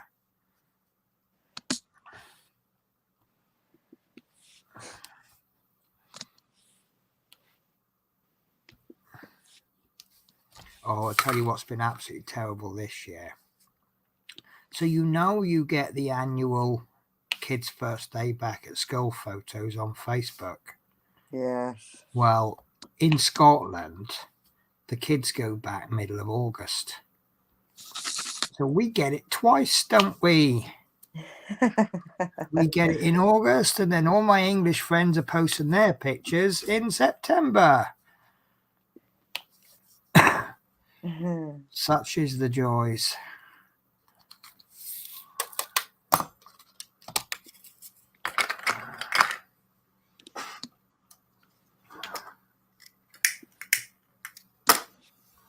Although I got one friend on Facebook, her kid will not pose. So she says, as has become the tradition in our house, here's our back to school photo, and it's some grumpy kid hiding in the corner because he will not pose for the first day back at school pictures. I actually used to hate school photos. Like usually the first couple of weeks you have to go and see the photographer and have your picture taken, don't you? Yeah. It used to drive me up the wall, that thing, and I'm like, I just can't be bothered. Yeah. I used to hate it. But I used to end up skiving it. how do you manage that? I mean, it's not like your mum won't find out, is it? It didn't bother me if she did. That's why I did And then your mum has to buy all these photos that she can't afford just to send them in the post of members of the family. Yep. And then your aunties are probably getting about 20 letters come through. Oh, bloody hell, I've got another one. What am I supposed to do with this one? Oh. what happens if I put that photo too far in front of that one? Then we're going to have sisters at war and, oh, yeah, it must be a nightmare. Yeah, definitely with 5 of us. Yeah. What happens if one kid's photo is too far forward than the other one? And then your auntie comes round and her kids' photos have been further back. And then next thing you know, your auntie's at war with your mum. And all over a bloody school photo. Is it worth it? That's why I never used to turn up to it. Oh, It just used to I drive did. me up the wall doing it. My mum would have gone bananas if I didn't turn up for mine, especially if I was actually at school that day.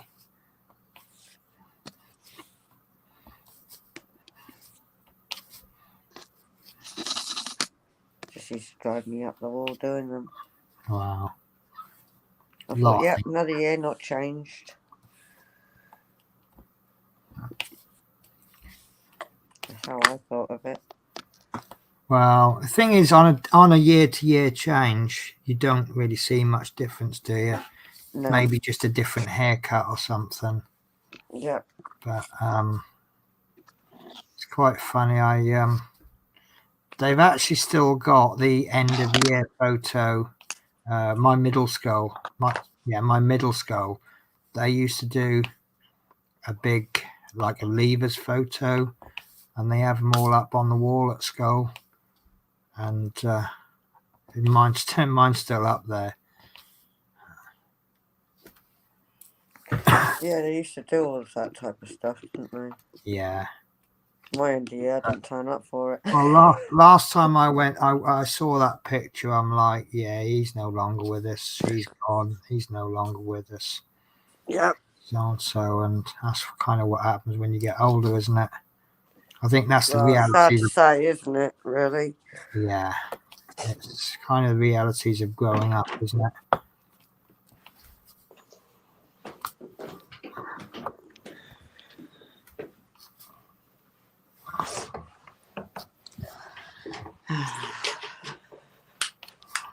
I'm turning the light on. I don't need it on. You can take full screen if you need to. You shine like a burning star, but you don't need lights.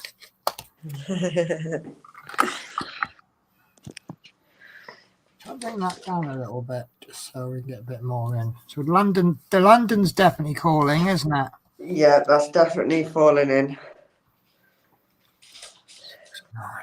I'm pretty sure I've done 169s before. I'm not sure I've done the U's before. Right, let's get this blue bit in, shall we? 336. Oh, I'll tell you what, I'm definitely going for a nap after this stream. You're definitely having a nap. Oh, definitely. My eyes are just so heavy at the moment. Normally, I can just get enough. The plan is that I just get about 3 or 4 hours sleep and then muddle through the rest of the day and then have an early night, which then will result in me getting up early in the morning. See, I'll probably be in bed for about 8, 9 o'clock tonight. And then I'll then, as a result, I'll be up about 6 in the morning, which is then perfect. That's me on days now. And I do like getting up early in the morning before the lodger. I can get a good couple of hours, like filming and stuff. I've still got a couple of things to film. Yes. I've done all my Eddie Stobarts, and I think the next ones are due this week, so they'll probably come around about Thursday or Friday if they're true to form. But I've got 4 episodes of the Eddie Stobart to do. Let me get the spreadsheet up.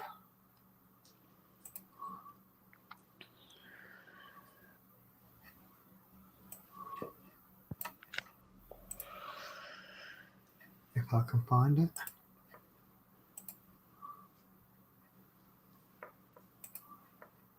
Yeah, so I've got 1, 2, 3, 4 episodes of the Fire Truck. I've done 3.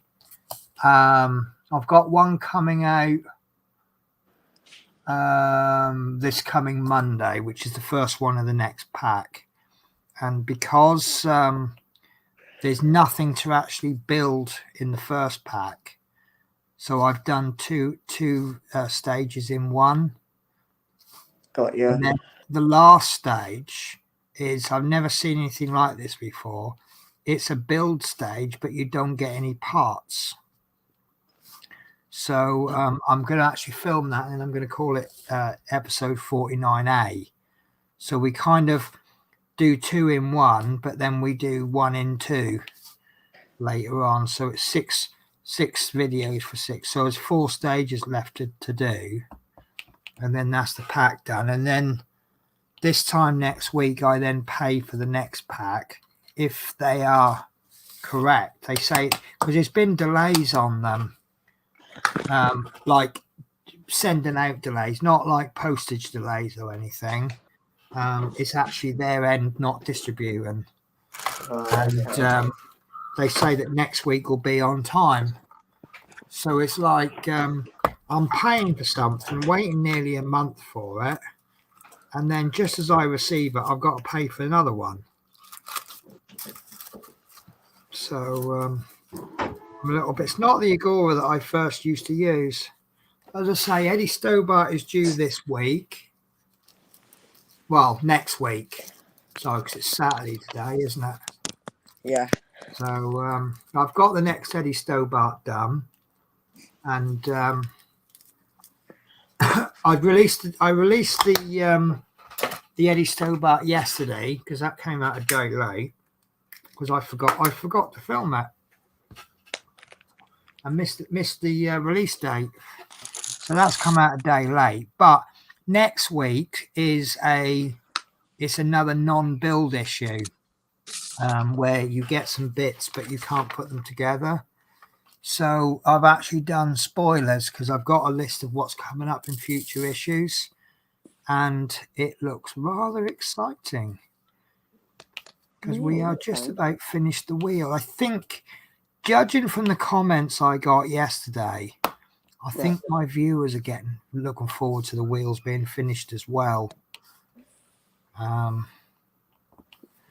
But yeah, as I talk about the next 8 issues, and spoiler, because I'm like 3-4 weeks behind because I'm a subscriber.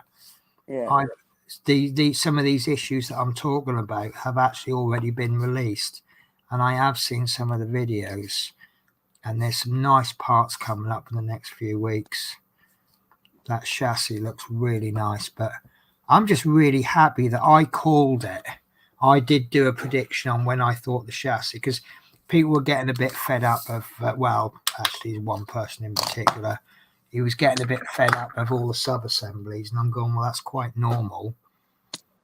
And I said, look, I think the chassis is going to be coming out around about issue 50.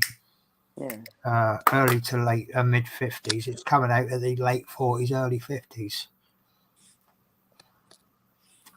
So I'm rather excited about that. So it's actually come out earlier than I predicted. So I'm feeling a bit smug.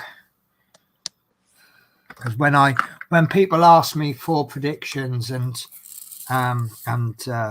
opinions, I always say, look, I don't have any official information, but this is the way I think it's going to go. And I'm not always right. So I do feel a bit smug when I am right. Right, so it's what you fancy at the time. Right, so cereal was invented due. Oh, we read that one, didn't we? Due to farming methods getting better and having excessive grain. As part of the marketing campaign, the slogan for breakfast is the most important meal shown in print. It's not a medical fact. Are they using the picture to scare away mice? Which picture? I got a feeling that as that was 6 minutes ago, that comment, we might have forgotten the context in which it was written. Sorry, Love Minnie, you're going to have to probably explain what prompted you to make that comment, because I've completely forgotten. It's obviously something we said or did at the time. So my bad. I should be on top of the comment. Easily done, though. Yeah, it is with me. I remember when I first started doing Twitch, people were getting a little bit upset with me because they were making comments, and I was getting so engrossed in what I was doing, I wasn't keeping up with the comments, and there'd be like comments that people had made like half an hour earlier, and I think it was actually putting people off watching me, because obviously people want to interact, and obviously I want people to interact. So when they're leaving comments and their comments are being seemingly ignored, it's not good, is it? No. And I'm the same. When I go on live streams and people are ignoring my comments, I'm just like, well, sod you then. I'm not going to take part in the stream if my contribution isn't of any value to you. So it's a little bit different with the big streams. There's one guy, he does after I've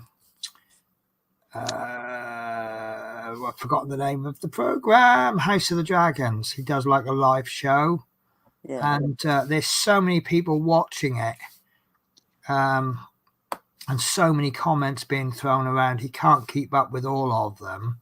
So what he does do is he makes a point of calling out the super chats. But again, if you pay money on a super chat, you want your comment called out fairly timely, don't you? You don't want to sit and have to wait 10 minutes. No. So, right, yes, I get you now. So Love Minnie said, well, you were talking about the middle school picture. Yes, that's probably is right. So yeah, when the parents come round to see if the school is a good school, and they see all of these old pictures and they think, oh, I'm not sending my child here. That's obviously what it is.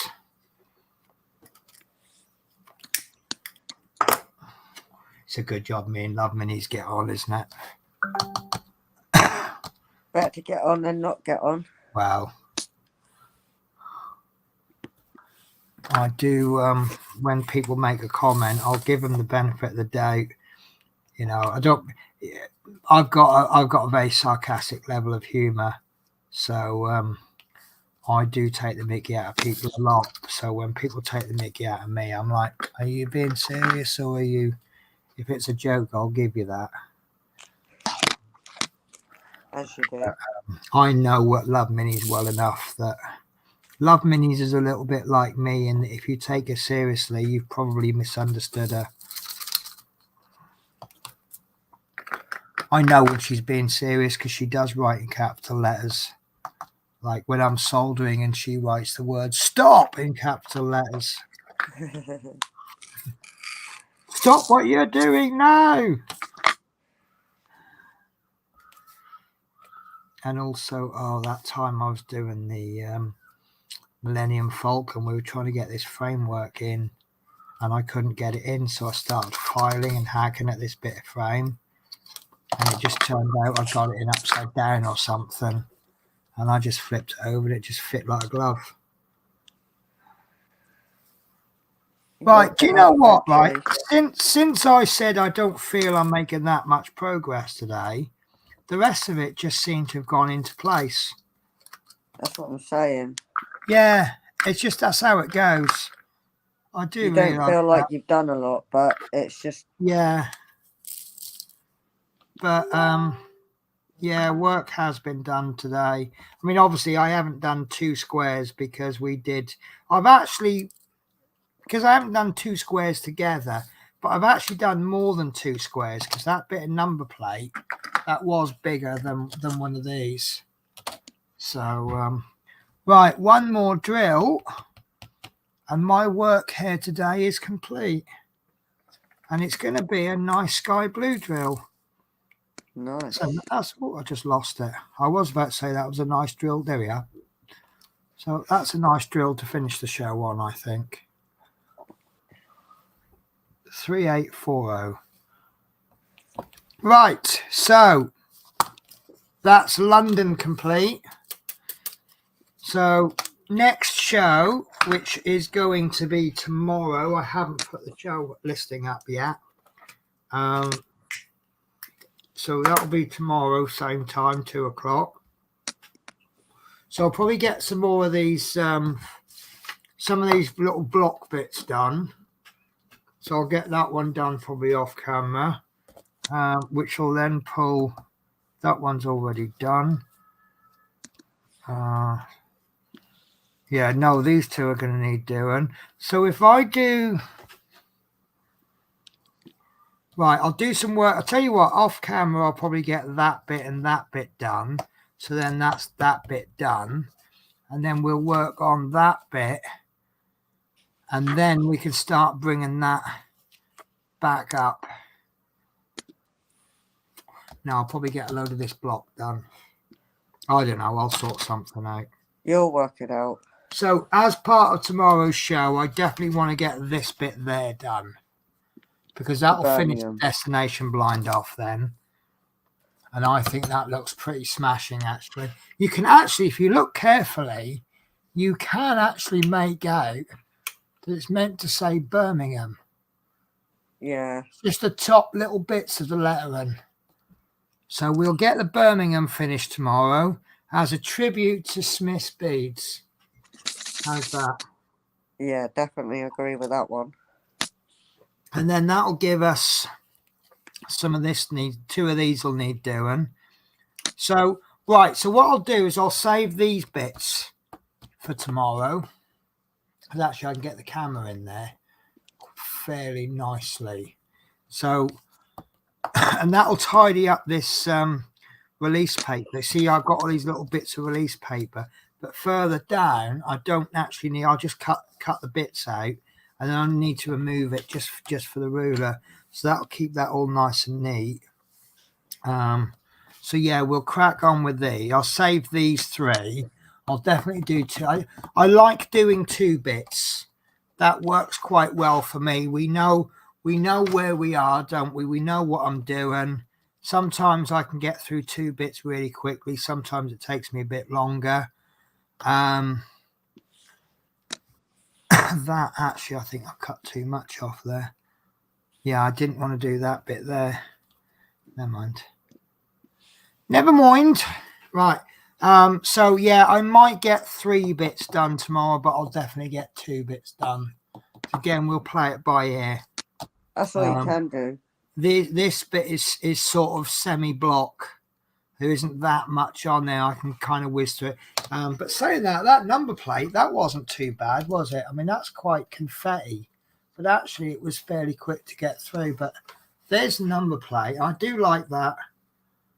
I am chuffed to bits. But let me show you the picture. I can see what you mean about it being a bit at an odd angle.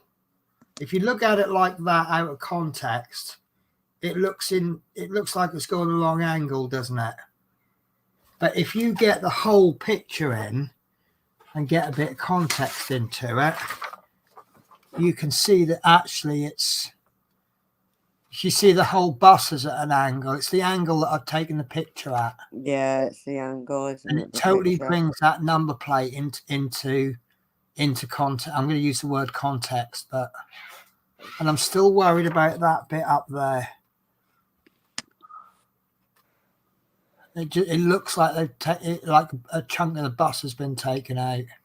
And I'm not really sure how to fix that, or even if it'll need fixing. Would that be the lighting of the sky, though?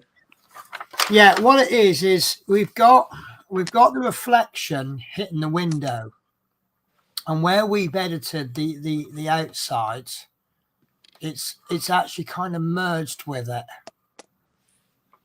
So I'm a little bit, but I don't think that's going to make.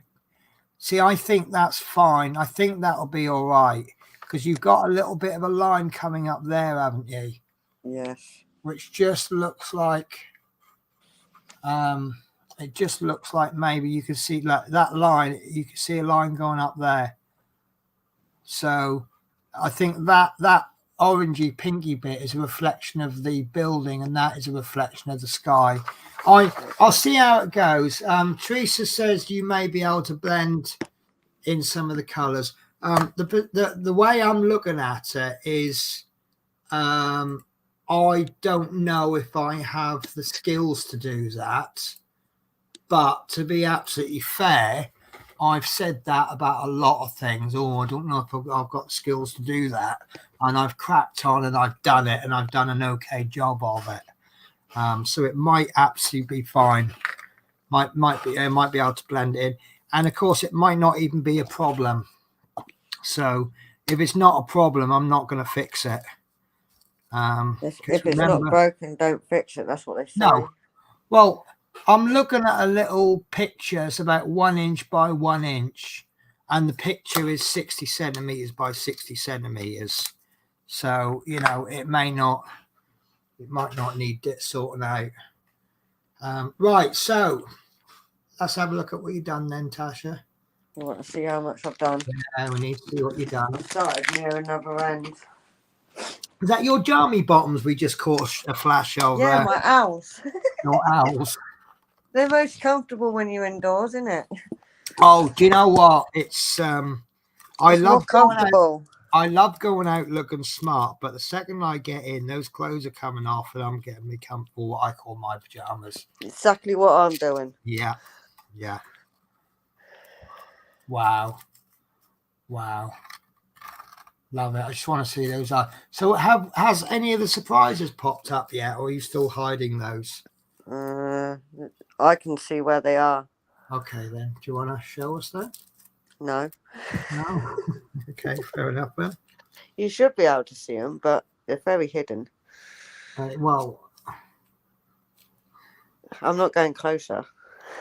Oh, go on. Go a little bit closer. Just a little bit. Go You're on. only getting that. You might not be able to see it. I'm guessing that the surprise is that there's ABS drills in there. I don't know. Drill. No idea. ABS is what you get on cars to stop your brakes from locking up. But yeah, that's as far as I've gotten so far. No, that's good.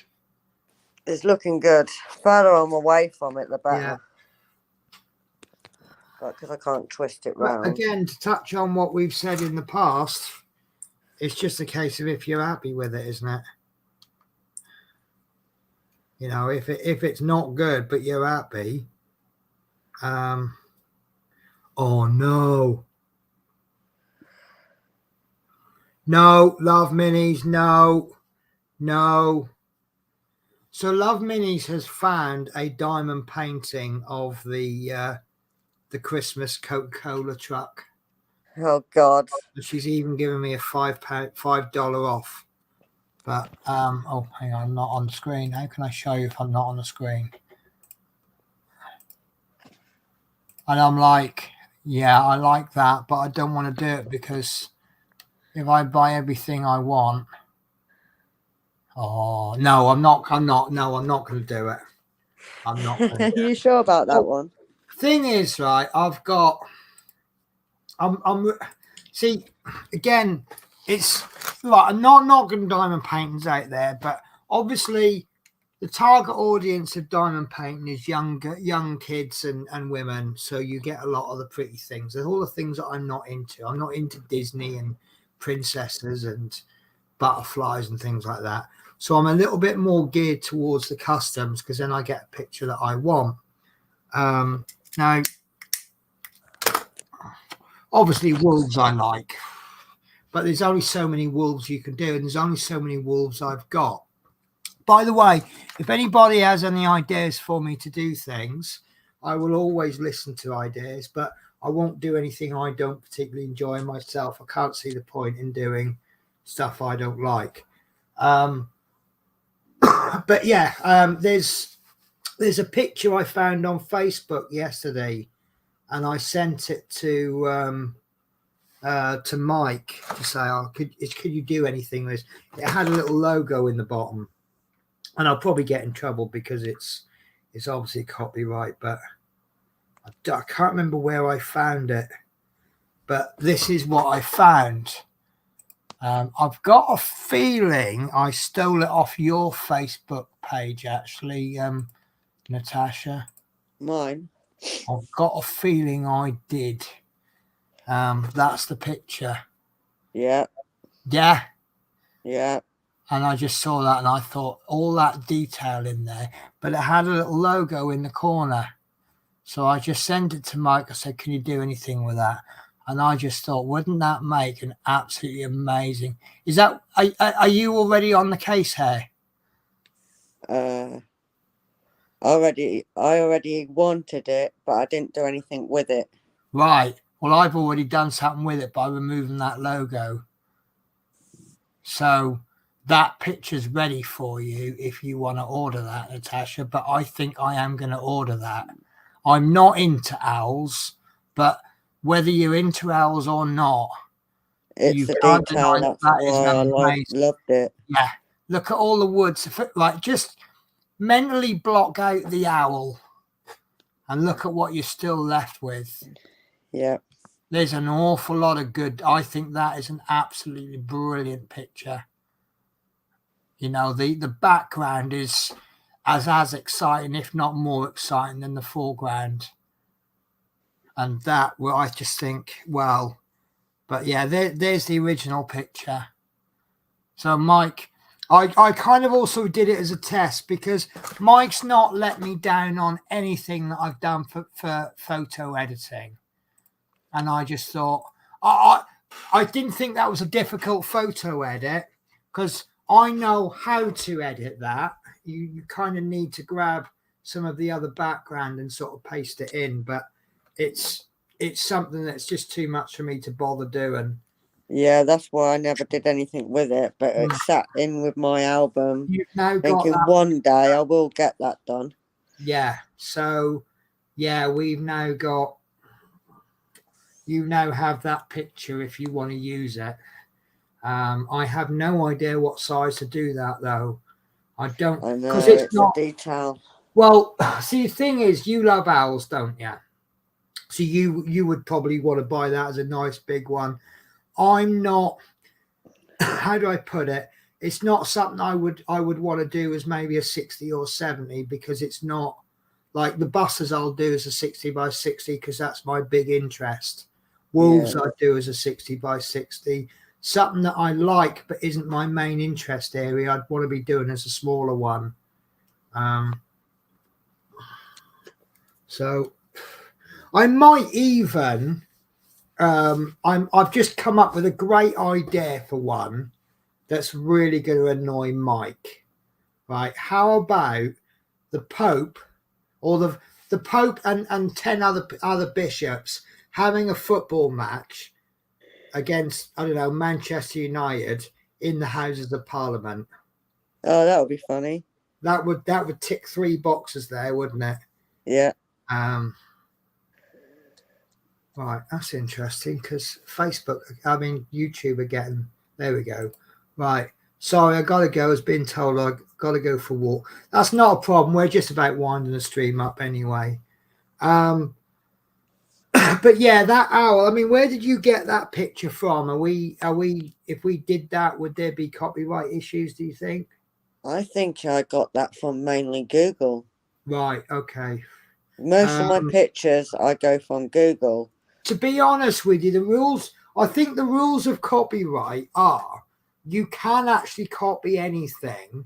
It's when you're using it for commercial purposes. Yeah. So if I sold that picture on to anyone, you'd get in trouble for it probably. But if I gave anyone, like if I said to anyone, message me on Facebook if you want that picture to create your own custom, I don't think there'd be any issues with that. So yeah, if you so there you go. I've shown off a little bit of Mike's work. So we found a picture that's almost perfect, sends it to Mike, and then it becomes out perfect. It's like the Mickey and Minnie one. I didn't want the background. Yeah. I think I showed you them the other day. Cartoony things are a bit easier, aren't they? Because you usually get these black lines around the actual subject, don't you? Well, it's my birdies. I think I sent you the pictures of them. Oh, what you he did send rendered, me that, didn't you? He did send me that. And he's changed a whole lot on that for me. No. Because I did not want to do that cage and the background and all that. I think it would have annoyed me. Well, there's two trains of thought. If you don't put birds in a cage, that implies freedom a bit more, doesn't it? Yeah. But then again, that cage could have added a little bit of interest, because then you've got less block then, haven't you? True. But I think you were probably right to take the cage out, because cage kind of implies a sort of a symbolism for being trapped, isn't it? Yeah, and that's why I wanted it taken out. I didn't want people thinking, oh, my birds are always trapped 24/7, because they're not. I think that's why outdoor pictures are always more popular than indoor pictures, isn't it? Because you've got that freedom. Right. Okay. So look, I'll be honest with you. I'm absolutely, I don't know if you can tell from my eyes, but I'm going to have to finish the show so I can go and have a nap. I've got all of these tabs open, and I've just my phone's just decided to do a phone update, so I can't show anything off on the phone. Oh, it's a friend of mine asking for a favour. What shall I put? Should we wind her up? Yeah, go ahead. Right. So, can I ask you a favour, XXX? Depends what it is, doesn't it? I'm ever so sorry, but your free trial of favours has expired. Please upgrade your subscription to premium, which entitles you to an additional 5 extra favours a month. I hope the person can take jokes. And starts from only £9.99 a month. See how she responds to that. I hope she takes a joke. She will. That's all right.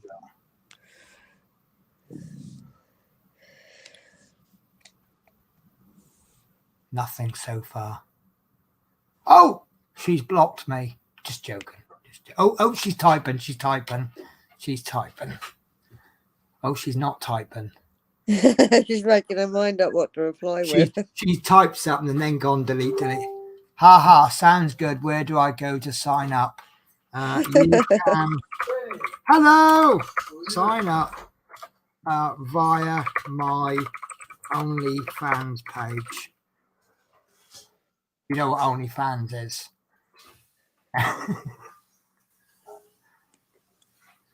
Right. Okay. Yeah, she took it exactly as I intended it. Because she's one of those people who, if you take me seriously, you've got me wrong. Yeah. Right. So, guys, I feel really bad. I'm going to be cutting 8 people off who are really enjoying. I wonder if I've got any Facebook viewers yet.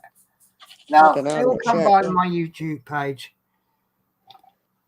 Right. So, guys, don't forget this stream has been sponsored by Smith's Beads. I thank them ever so much for their support.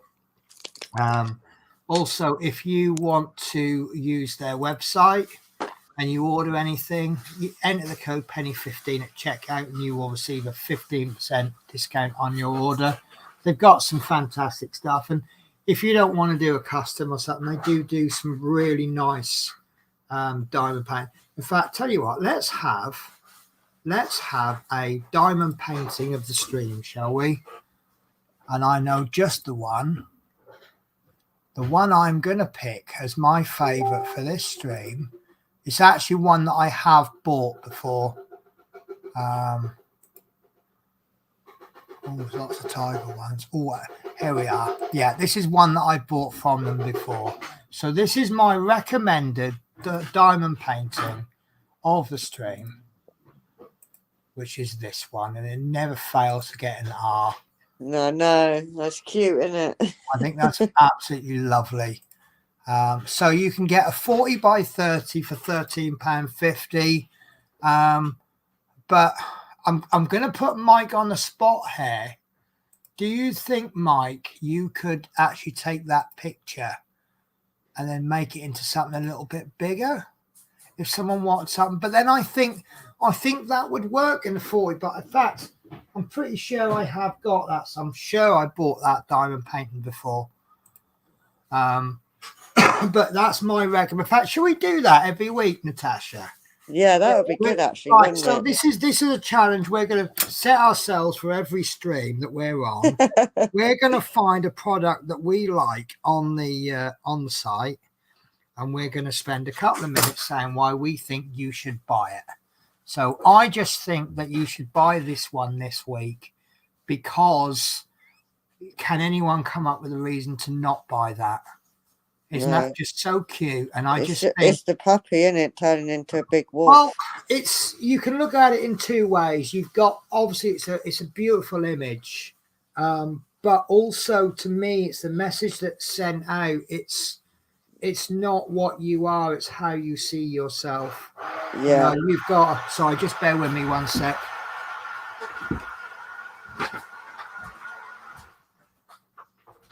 Sorry, the lodger's come home and now he's chopping his nuts in the blender. That could have been taken so many wrong ways. Well, that was kind of meant to take it however you want. So you've got this little puppy, and this puppy's not of any harm to anyone, and he's insignificant. His voice has no value because he's only a youngster, but actually the value of him is actually in that reflection. And that's how he sees himself. Yeah, you look at the reflection, the ripples in the water. I think that is absolutely amazing. And I will be honest with you guys, I won't be buying that because I'm just about to be spending about 60 quid on 2 customs. But I'm sure I've already got that somewhere. But me being off work this week, I've got time to sort my my house out. So I'm going to spend. That's a good idea. You'll probably find some and remember that you've got it. It is a good idea. Tidied my house up for the first time in about a year and a half. Or that. Well, things get in the way though, isn't it? So your homework, are you likely to join us tomorrow, same time, 2:00? Yeah, just send us a lovely. PM. So you have homework. You have to find a product. You don't. I'm not going to put a limit on the price for you. I'm not going to say go for something expensive or go for something cheap. I'm not going to be worried about the price of it. If I find something awesome for about 100 quid, then that's what I'm going to recommend.